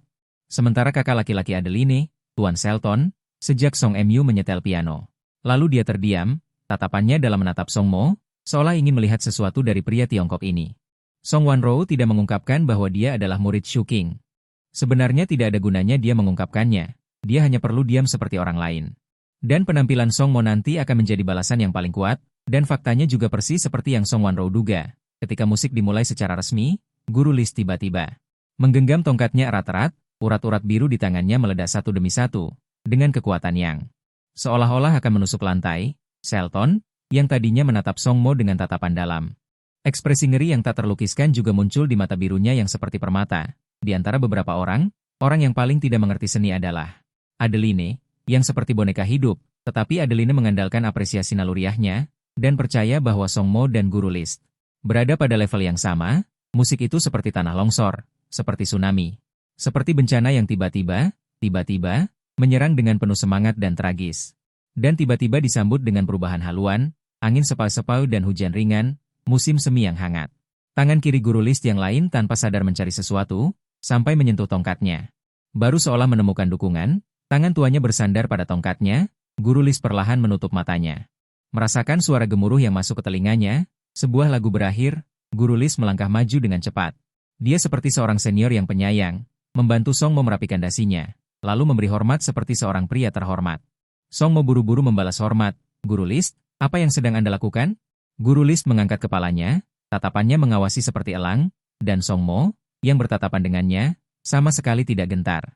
Tatapannya tenang dan lembut. List berseru, "Ya Tuhan musik dan kebijaksanaan yang agung, Gulazi. Apakah engkau telah menganugerahkan rahmat ilahi kepada dunia? Jika tidak, mengapa ada anak muda yang begitu luar biasa? Pemuda Tiongkok, Anda adalah seorang jenius sejati, seorang jenius yang belum pernah terjadi sebelumnya. Tingkat Anda tidak perlu lagi berguru kepada saya, selama Anda secara bertahap menunjukkan bakat Anda, di masa depan yang tidak terlalu jauh. Anda pasti akan menggemparkan dunia." Song Mo berbisik, "Tuan List, jika memungkinkan. Saya masih berharap untuk berguru kepada Anda, tetapi Anda sudah berada pada level yang sama dengan saya." List tidak mengerti ada pepatah dalam bahasa Tiongkok, bahwa ada urutan prioritas dalam belajar, dan ada spesialisasi dalam seni dan industri. Dan dia juga mengatakan bahwa mereka yang mencapai kesuksesan adalah guru. Ada urutan dalam belajar dan keahlian memiliki spesialisasi. Yang terampil adalah guru. Song Mo Cheng menegaskan, "Hanya kamu yang memenuhi syarat untuk menjadi guruku, dan aku juga membutuhkan seorang guru." List mendengar makna tersembunyi dari kata-katanya. Ini adalah transaksi yang benar-benar adil. Bahkan List mendapat untung besar. "Baiklah, anak muda. Kamu akan mendapatkan apa yang kamu inginkan." Atas undangan Master List, di Paris Opera House, di depan banyak bangsawan dan taipan modal Prancis, serta tokoh-tokoh piano dunia, Song Mo pergi untuk memainkan sebuah lagu. Semua orang yang hadir kurang lebih mengerti sedikit seni. Oleh karena itu, ketika List mengumumkan bahwa Song Mo adalah muridnya, dan muridnya yang paling bangga dalam hidupnya. Tingkat piano tidak kalah dengan dirinya sendiri. Fakta ini tidak dibantah di mana-mana. Namun, di Paris dan di dunia piano, ini tidak diragukan lagi memicu gelombang besar. New York Times AS melaporkan bahwa seorang pemuda misterius dari timur muncul di Paris, menunjukkan bakat yang telah mencapai puncaknya di ibu kota seni. Orang-orang dari timur sekali lagi mengejutkan dunia. Paris Times melaporkan, siapa yang akan bergema di dunia harus hidup lama sejak akhir. Pemuda Tiongkok mengejutkan penonton di Paris Opera House dengan keahliannya. Master List, pesaing langsung, ingatannya persis sama. "Song Mo, kamu benar-benar orang yang paling berbakat yang pernah saya temui. Bisakah kamu memberitahu saya? Bagaimana kamu melakukannya? Ini benar-benar luar biasa." Adeline mengelilingi Song Mo, sangat ingin memulai percakapan. Putri bangsawan terkenal Prancis ini sama sekali tidak memiliki rencana untuk bersikap malu-malu. Dia dengan gembira mengikuti Song Mo, sangat ingin tahu tentang jenius misterius dari negara besar timur ini. Song Mo menjawab, "Adeline, seni ada secara alami. Saya hanya kebetulan disukai. Pada saat Tuhan membalik halaman buku, saya melihat sekilas misterinya. Jadi, kamu sepenuhnya bergantung pada Bapa Surgawi?" Adeline memujanya. "Tidak, kerja keras juga penting." Song Mo tidak bisa memberitahu orang lain bahwa dia sebenarnya hanya setengah bulan itu. Tetapi Song Mo takut dipukuli jika dia mengatakannya, jadi nada eksternalnya selalu, saya bekerja sangat keras untuk mencapai titik ini hari ini. Ini benar-benar tidak mudah." Shelton, yang berada di sisinya, mengeluarkan undangan untuk Song Mo. "Saya dengar Anda berencana untuk segera kembali ke negara Anda. Anda orang Tiongkok benar-benar aneh. Membuat keributan yang begitu besar. Setelah menyebabkan kejutan yang begitu hebat, kamu hanya mengibaskan lengan bajumu dan bersiap untuk pergi. Apakah kamu tidak berencana untuk tinggal di Paris selama beberapa hari lagi? Anda harus tahu bahwa kamu sekarang berada di puncak popularitas. Bahkan para bangsawan dan tokoh terkemuka sangat menghargai dan mengandalkan bakatmu. Di wajahnya tidak ada ekspresi iri, melainkan ada bercanda, jelas dengan kekuatan keluarganya. Bahkan bintang dunia, supermodel papan atas, hanyalah wanita genit di kapal pesiar mewahnya. Tapi, bagi orang Tiongkok yang konservatif, terutama seorang pria, ini seharusnya menjadi hal yang sangat romantis dan diidamkan. Song Mo tersenyum dan menggelengkan kepalanya. Orang Perancis berbicara tentang romansa, tetapi orang Tiongkok menekankan ketulusan. Meskipun dapat dikatakan bahwa sebagian besar orang terkenal di dunia bersifat cabul, itu tidak menghalangi kehebatan mereka. Tetapi saya masih memiliki alasan untuk bersikeras. Anda dapat mengatakan saya kuno, tetapi saya memang berpikir demikian. Jiwa saling menarik terlebih dahulu, barulah tubuh dapat berkomunikasi satu sama lain. Saya tidak mengatakan cinta, saya hanya mengatakan kepercayaan. Ini adalah rasa hormat terhadap kepercayaan. Shelton awalnya mengangkat bahu tanpa daya. Baiklah, toh, tidak peduli kapan Anda berbalik. Akan ada wanita yang berbondong-bondong di sekitar Anda, tetapi ketika dia melihat adik perempuannya, Adeline yang polos, menatap Song Mo dengan kagum. Mata si pria aneh ini tiba-tiba menunjukkan kelembutan yang sunyi. Bagus Song Mo, saya pikir Anda adalah orang yang mulia. Seperti yang dikatakan Konfusius Anda, seorang pria terhormat, saya tidak menyangka Anda memiliki motif tersembunyi. Adikku Adeline yang malang dan polos, lihatlah, dia terpesona oleh wajah oriental ini. Song Mo, rasakan amarah dari kakak laki-lakimu, Shelton berteriak. Sebuah pukulan berat menghantam bahu Song Mo, membuatnya meringis. Dalam hatinya dia bersumpah dalam hati, dia harus berlatih seni bela diri, dia harus berlatih seni bela diri. Setelah kecerdasan emosional mencapai tingkat master, dia juga berhasil mengandalkan hubungan nepotisme list. Dia mendapat pengakuan dari dunia piano dunia, di bawah reputasi besar, keamanan akhirnya terjamin. Jadi dia akhirnya bisa mempelajari sesuatu yang lain. Apa? Memikirkan hal ini, Song Mo teringat bahwa dia telah berjanji pada Xiaro untuk kembali ke negara itu. Meminta dia dan kakaknya untuk mencobanya, dan dia harus memasak sendiri. Jadi dia meminta bantuan Shelton untuk membantunya membeli beberapa resep dengan esensi sejati. Sementara adik perempuannya dengan marah membalas, tinju merah muda terus-menerus. Sheldon yang bahunya merosot, mendengar ini, langsung menahan sakit. Tenang saja, temanku, baik resep masakan Tiongkok maupun keahlian masakan Barat, aku bisa mengumpulkannya. Sebelum pergi, aku akan memberimu. Song Mo merasa sedikit tidak nyaman, tetapi mereka tidak bisa mempelajari dan tidak mau mengembalikannya. Song Mo tidak banyak bicara, hanya sedikit mengangguk. Dia berpikir, mengandalkan dirinya sendiri, pengaruhnya di masa depan di tingkat internasional dapat sepenuhnya membantu Tiongkok mendapatkan kembali apa yang semula menjadi miliknya. Dan yang paling penting, sistemnya sehebat apapun. Bagaimana mungkin tidak membantu negara menjadi kaya dan Tiongkok menjadi kuat, juga dapat meningkatkan status Song Mo. Keduanya saling melengkapi. Melihat Sheldon, di bawah serangan kuat Adeline menyeringai, ekspresinya sama persis dengan Song Mo tadi. Song Wanrou, yang awalnya mengerutkan kening, akhirnya merilekskan alisnya. Sheldon sekali lagi berusaha menahan Song Mo. Kau adalah teman timurku yang langka, aku sangat terkesan dengan bakatmu, kuharap kau datang dan menjadi tamu di keluarga kekasih kami. Lihatlah mata adikku, maka kau akan tahu betapa dalamnya ketulusanku. Sheldon, Adeline marah, meskipun dia adalah seorang wanita Prancis yang berbudaya romantis, tetapi sebagai seorang nona bangsawan, dia juga sangat memperhatikan aturan. Jika kau terus berbicara omong kosong, aku akan mengambil lukisan karya Van Gogh yang paling kau sukai dan melemparkannya ke dalam perapian. Sheldon langsung meratap. Adeline, kau benar-benar orang berdosa, ketidaksopananmu terhadap sang maestro. Akhirnya, Song Mo melihat kakak beradik bangsawan ini bercanda, dan tidak bisa menahan senyum. Maafkan aku, Sheldon, aku punya alasan untuk kembali ke negara. Song Mo mengeluarkan ponselnya dan menggunakan sedikit bahasa Prancis yang baru dia pelajari untuk menjelaskan kepada kakak beradik itu. Beberapa hari ini, saat aku datang berkunjung ke Prancis, di dalam negeri ada musuh yang tidak bermaksud baik. Telah melakukan fitnah berlebihan terhadap reputasiku. Mereka bilang aku penindas, munafik, tidak berpendidikan. Mencaci makiku sebagai cacing menjijikan dan penjahat licik. Aku terkejut dengan kemunafikanku sendiri. Bagaimanapun, aku harus kembali ke negara ini dulu untuk menyelesaikan badai ini. Meskipun aku terbiasa melihat wajah para master, pewaris langsung dari keluarga bangsawan, bahkan jika Presiden Amerika Serikat ada di depanku. Sheldon dapat tetap tenang, tetapi dia terkejut dengan apa yang ditunjukkan Song Mo. Gelombang penyesalan musuh membuatnya tercengang. Tuhan, kau selalu memberiku kejutan ketika aku menganggap diriku stabil. Selalu membawa kejutan setelah aku terbiasa dengan badai. Songmo, aku sulit mempercayai semua yang terjadi padamu. Sheldon, singkirkan penampilanmu yang sinis dan berkata dengan serius. Tapi bagaimanapun, aku percaya pada ketulusan dalam musikmu. Aku juga mengagumi karaktermu. Oh, dalam bahasa orang Timur disebut keluhuran. Tidak semua orang bisa menjadi master di usia ini. Tidak semua orang dapat mempertahankan niat awal mereka dalam kesuksesan dan ketenaran di dunia yang penuh warna. Untuk menjaga kemurnian dalam tarian lebah dan kupu-kupu, master adalah kehormatan negara, kekayaan dunia. Meskipun aku bukan orang dari negara Anda, aku masih merasa marah tentang hal itu. Ini mencemari piano. Mencemari budaya, temanku. Sheldon bertanya dengan tulus. Aku tidak tahu apakah kau membutuhkan bantuanku. Sheldon, bagaimana aku bisa membantu? Opini publikmu di negara ini. Sebenarnya, Sheldon benar-benar memiliki kemampuan ini. Banyak kelompok Hua memiliki kepemilikan asing, dan beberapa bahkan didominasi oleh modal asing. Posisi utama absolut pada dasarnya adalah perusahaan asing yang hanya mengenakan hanfu. Dikemas sebagai penampilan asli Hua. Meskipun Sheldon ingin memberikan bantuan, itu secara tidak langsung merangsang harga diri Songmo. Dia menolak. Sheldon, aku bisa merasakan ketulusanmu dan persahabatanmu. Tetapi ada pepatah yang mengatakan bahwa aib keluarga tidak boleh dipamerkan keluar. Urusan keluarga harus diselesaikan di rumah. Apa gunanya meminta bantuan orang lain? Terjebak lagi. Jangan khawatir.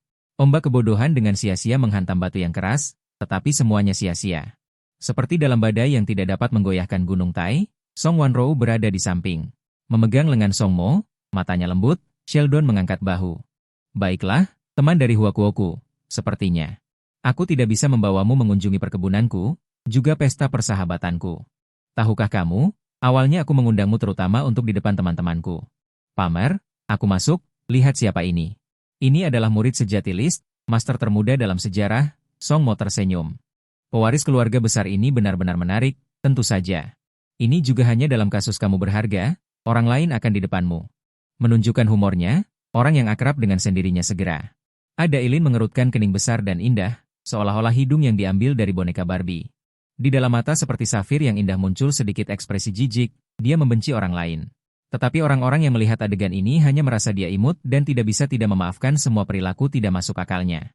Songmo dengan berani berspekulasi bahwa Dewi Kecantikan dan Dewa Pengampunan pasti memiliki hubungan. Songmo, orang-orang yang memfitnahmu di belakang layar pasti orang jahat, seperti setiap master. Setelah itu ada banyak pencela dan pengkritik, ada Eileen mengayunkan tinju merah mudanya. Namun, ini semua adalah belatung kotor di selokan. Tidak perlu ditakuti, jika mereka berani muncul di meja makan, kemarahan orang banyak. Cukup untuk menghancurkannya. Songmo, kamu adalah teman Ada Eileen. Jika ada masalah, minta bantuan teman, ya.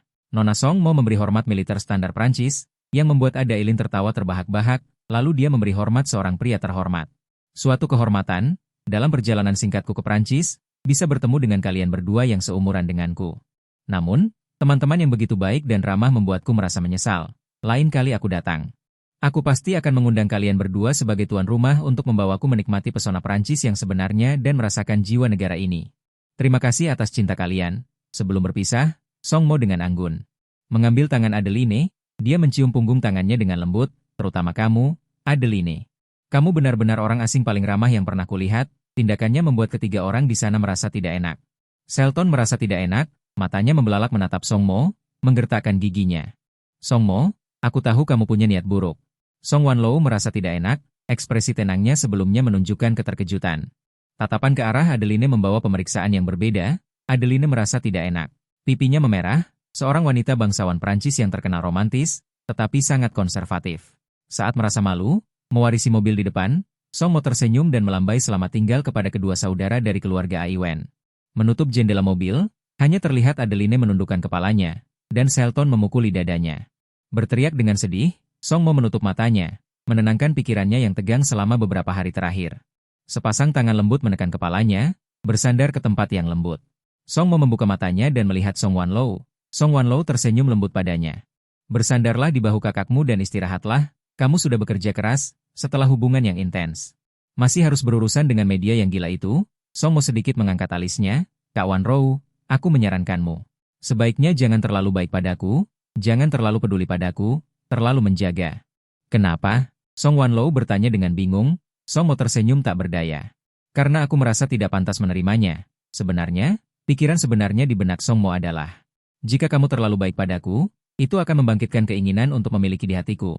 Jika suatu hari kamu mengkhianatiku seperti di kehidupan sebelumnya.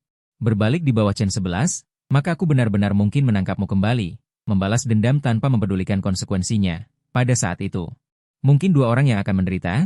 Tatapan lembut Song Mo sedikit meredup, lagi-lagi siapa namanya itu. Meskipun belum pernah bertemu Chen 11, dia sangat membenci nama ini, karena keberadaan orang ini. Adik laki-lakinya selalu enggan untuk benar-benar dekat dengannya, ada jarak di antara mereka berdua. Dia, Song Morou, tidak punya rumah, orang tua Song memberinya rumah, adik laki-lakinya adalah keluarga terdekatnya. Tidak peduli siapa yang menghalangi jalannya, bahkan jika kepribadian Song Morou sebaik dan selembut apapun.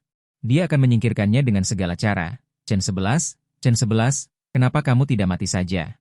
Siapa bilang adikku tidak pantas menikmati berkah?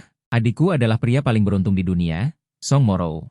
Dengan paksa menghentikan Song Mo, dia berkata dengan lembut, istirahatlah yang cukup. Biarkan kakak menjadi bantalmu sekali saja, oke? Song Mo benar-benar sedikit lelah. Aroma elegan Song Morou menenangkan pikirannya. Dia segera tertidur. Sehari kemudian, Song Morou dan Song Mo naik pesawat kembali ke negara itu, dan pada saat ini, berita dari luar negeri perlahan-lahan memasuki Huakuo, tetapi karena dunia piano kelas atas. Bagaimanapun, itu hanya niche, dan masih ada banyak makian di internet yang menargetkan Song Mo. Song Mo juga dengan sengaja tidak segera maju untuk bersaksi dan mengklarifikasi. Rencananya adalah membiarkan peluru terbang sedikit lebih lama. Bandara Modo, angin bertiup kencang, meskipun perjalanan ke Paris. Memang ada rasa baru, tetapi menginjakan kaki di tanah air lagi terasa sangat ramah dan membumikan. Song Mo melihat seorang gadis cantik mengenakan celana jeans melambai dengan gembira dari kejauhan.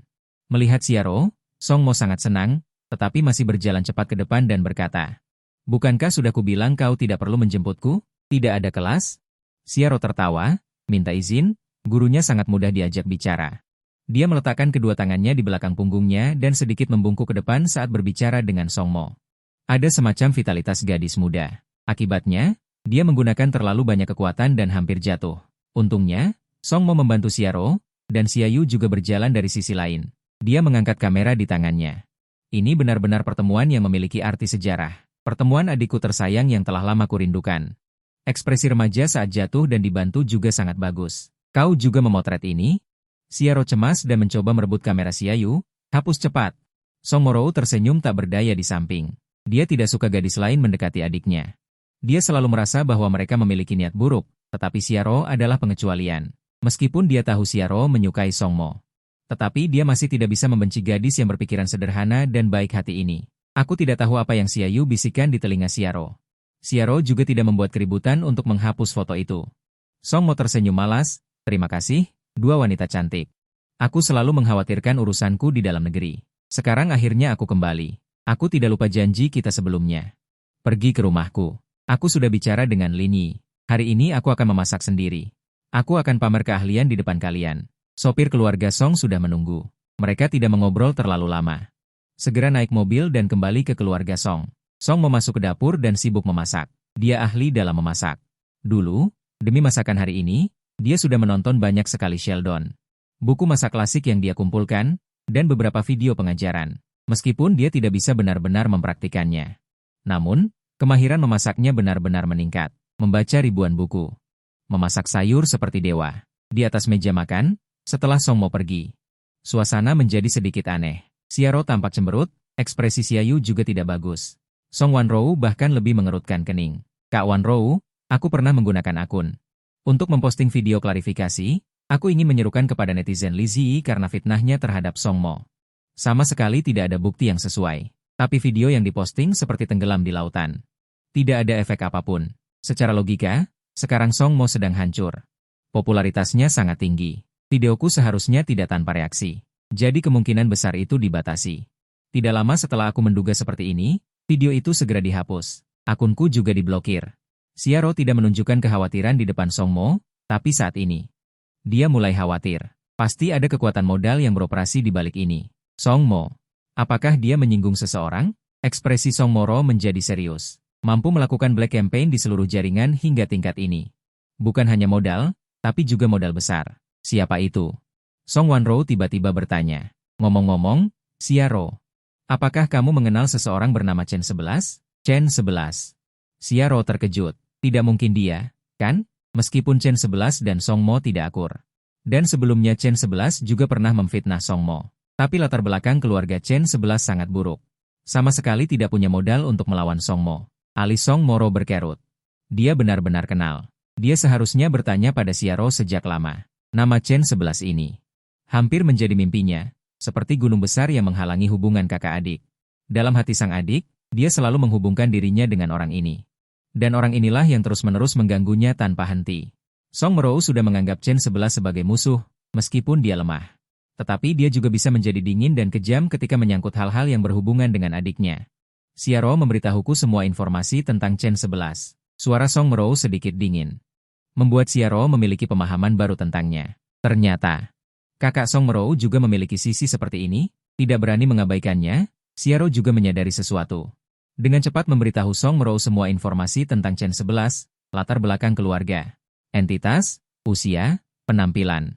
Termasuk konflik antara Chen 11 dan Song Mo sebelumnya. Ekspresi Song Moro selama proses narasi juga menjadi dingin dan terlihat oleh mata telanjang, membuat Xiaro sedikit khawatir. Xiaro juga tidak mengerti orang seperti apa Chen 11 itu. Jadi dia mendengarkan dengan sangat serius, dan ekspresi termenung muncul di matanya. Setelah selesai berbicara, Xiaro tidak bisa menahan diri untuk bertanya, mungkinkah masalah ini ada hubungannya dengan Chen 11? Tetapi dia tidak memiliki kekuatan atau pengaruh, dia hanyalah seorang yatim piatu. Dia seharusnya tidak memiliki energi seperti itu, kan? Song Moro mengerutkan bibirnya dan tidak berbicara. Xiaro tiba-tiba berkata, dia memang tidak memiliki energi ini, tetapi itu tidak berarti dia tidak ada hubungannya sama sekali. Adik, bukankah kamu mengatakan sebelumnya bahwa Chen 11 menjelekkan Song Mo? Dia tidak memiliki kekuatan atau pengaruh. Bagaimana dia berhasil menjelekkan Song Mo? Itu karena An Ling Nuo. Xiaro berseru, dia tidak memiliki energi untuk memaksa Song Mo, tetapi An Ling Nuo. Sebuah inspirasi melintas di benakku baru-baru ini. Jin Mo berkata, Kak, maksudmu? An Ling Nuo menggunakan kekuatan keluargaan untuk mencoreng nama Song Mo di seluruh jaringan? Belum tentu An Ling Nuo. Xiaro menggelengkan kepalanya, tetapi Chen 11 jelas meminjam kekuatan orang lain. Tentu saja ini hanya kemungkinan. Mungkin tidak ada hubungannya dengan Chen 11, itu juga tidak pasti. Song Moro berbicara saat ini, itu Chen 11. Nadanya tegas dan yakin. Terlebih lagi, bercampur dengan kebencian yang tak berujung, tetapi membantunya dari belakang. Bukan An Ling Nuo, tapi Leng Wanqiu. Ini adalah kelahiran kembali adik laki-laki. Informasi yang memberitahu Song Moro, Leng Wanqiu, Xiaoyu terdengar agak familiar. Mencari di internet Nona Muda Kyoto, istilah pewaris grup Leng muncul di layar. Tidak heran ada kekuatan yang begitu besar, ternyata orang-orang dari pihak Kyoto. Xiaro ragu-ragu sejenak. Tante berkata, itu, aku punya satu informasi lagi. Yaitu, An Ling Nuo tampaknya sangat peduli pada Song Mo, ketika Song Mo meminta cuti. Dia secara khusus datang untuk bertanya kepada saya mengapa Song Mo tidak datang ke kelas. Dia sepertinya sedang melakukan sesuatu pada Song Mo. Beberapa orang berpikir keras, Song Mo tidak tahu. 3 wanita di luar sangat khawatir untuknya, jika dia tahu. Dia hanya akan dengan enggan memarahi, pulihkan dirimu sendiri. Dede mencicipi sup ikannya sendiri. Sian men siang, 3 wanita. Makan siang Anda sudah siap, silakan menikmati. Song Mo mengeluarkan ruang bawah tanah sayuran yang kaya. Memanggilmu untuk makan, perlahan saja, luar biasa. Song Mo berkata dengan marah dan lucu pada saat yang sama, sementara menantu laki-laki terus-menerus menambahkan sayuran untuknya. Song Moro. Kak Moro, cukup, aku tidak bisa makan sebanyak ini. Xiaro tidak memiliki citra seorang wanita, sambil makan dengan cepat dan penuh, dia menatap Song Mo dengan hati-hati. Song Mo, mengapa orang kaya sepertimu memiliki tingkat memasak yang begitu tinggi? Kak Song Mo, apakah Song Mo sering memasak di rumah? Song Moro mencela. Menatapmu dengan sedikit sedih. Song Mo, terima kasih atas berkahmu. Hari ini saya pertama kali makan masakan yang dibuat oleh adik laki-laki saya. Song Mo, Kak Song Mo. Orang lain tidak tahu. Apakah kamu masih tidak tahu? Di hotel dan pesawat saya di Prancis. Saya telah belajar memasak. Song Moro mendengus, kalau begitu saya tidak peduli. Sebelumnya, mengapa kamu tidak berpikir untuk memasak untuk saudara perempuanmu, dan kamu harus membiarkan aku hanya menggosok cahaya Xiaro? Saya baru bisa makan makananmu. Wanita secara alami memiliki hak untuk bermanja-manja. Song Mo menyerah dengan sangat lugas. Setelah Xiaro dan yang lainnya kembali, Bibi Song, aku akan memberikannya padamu.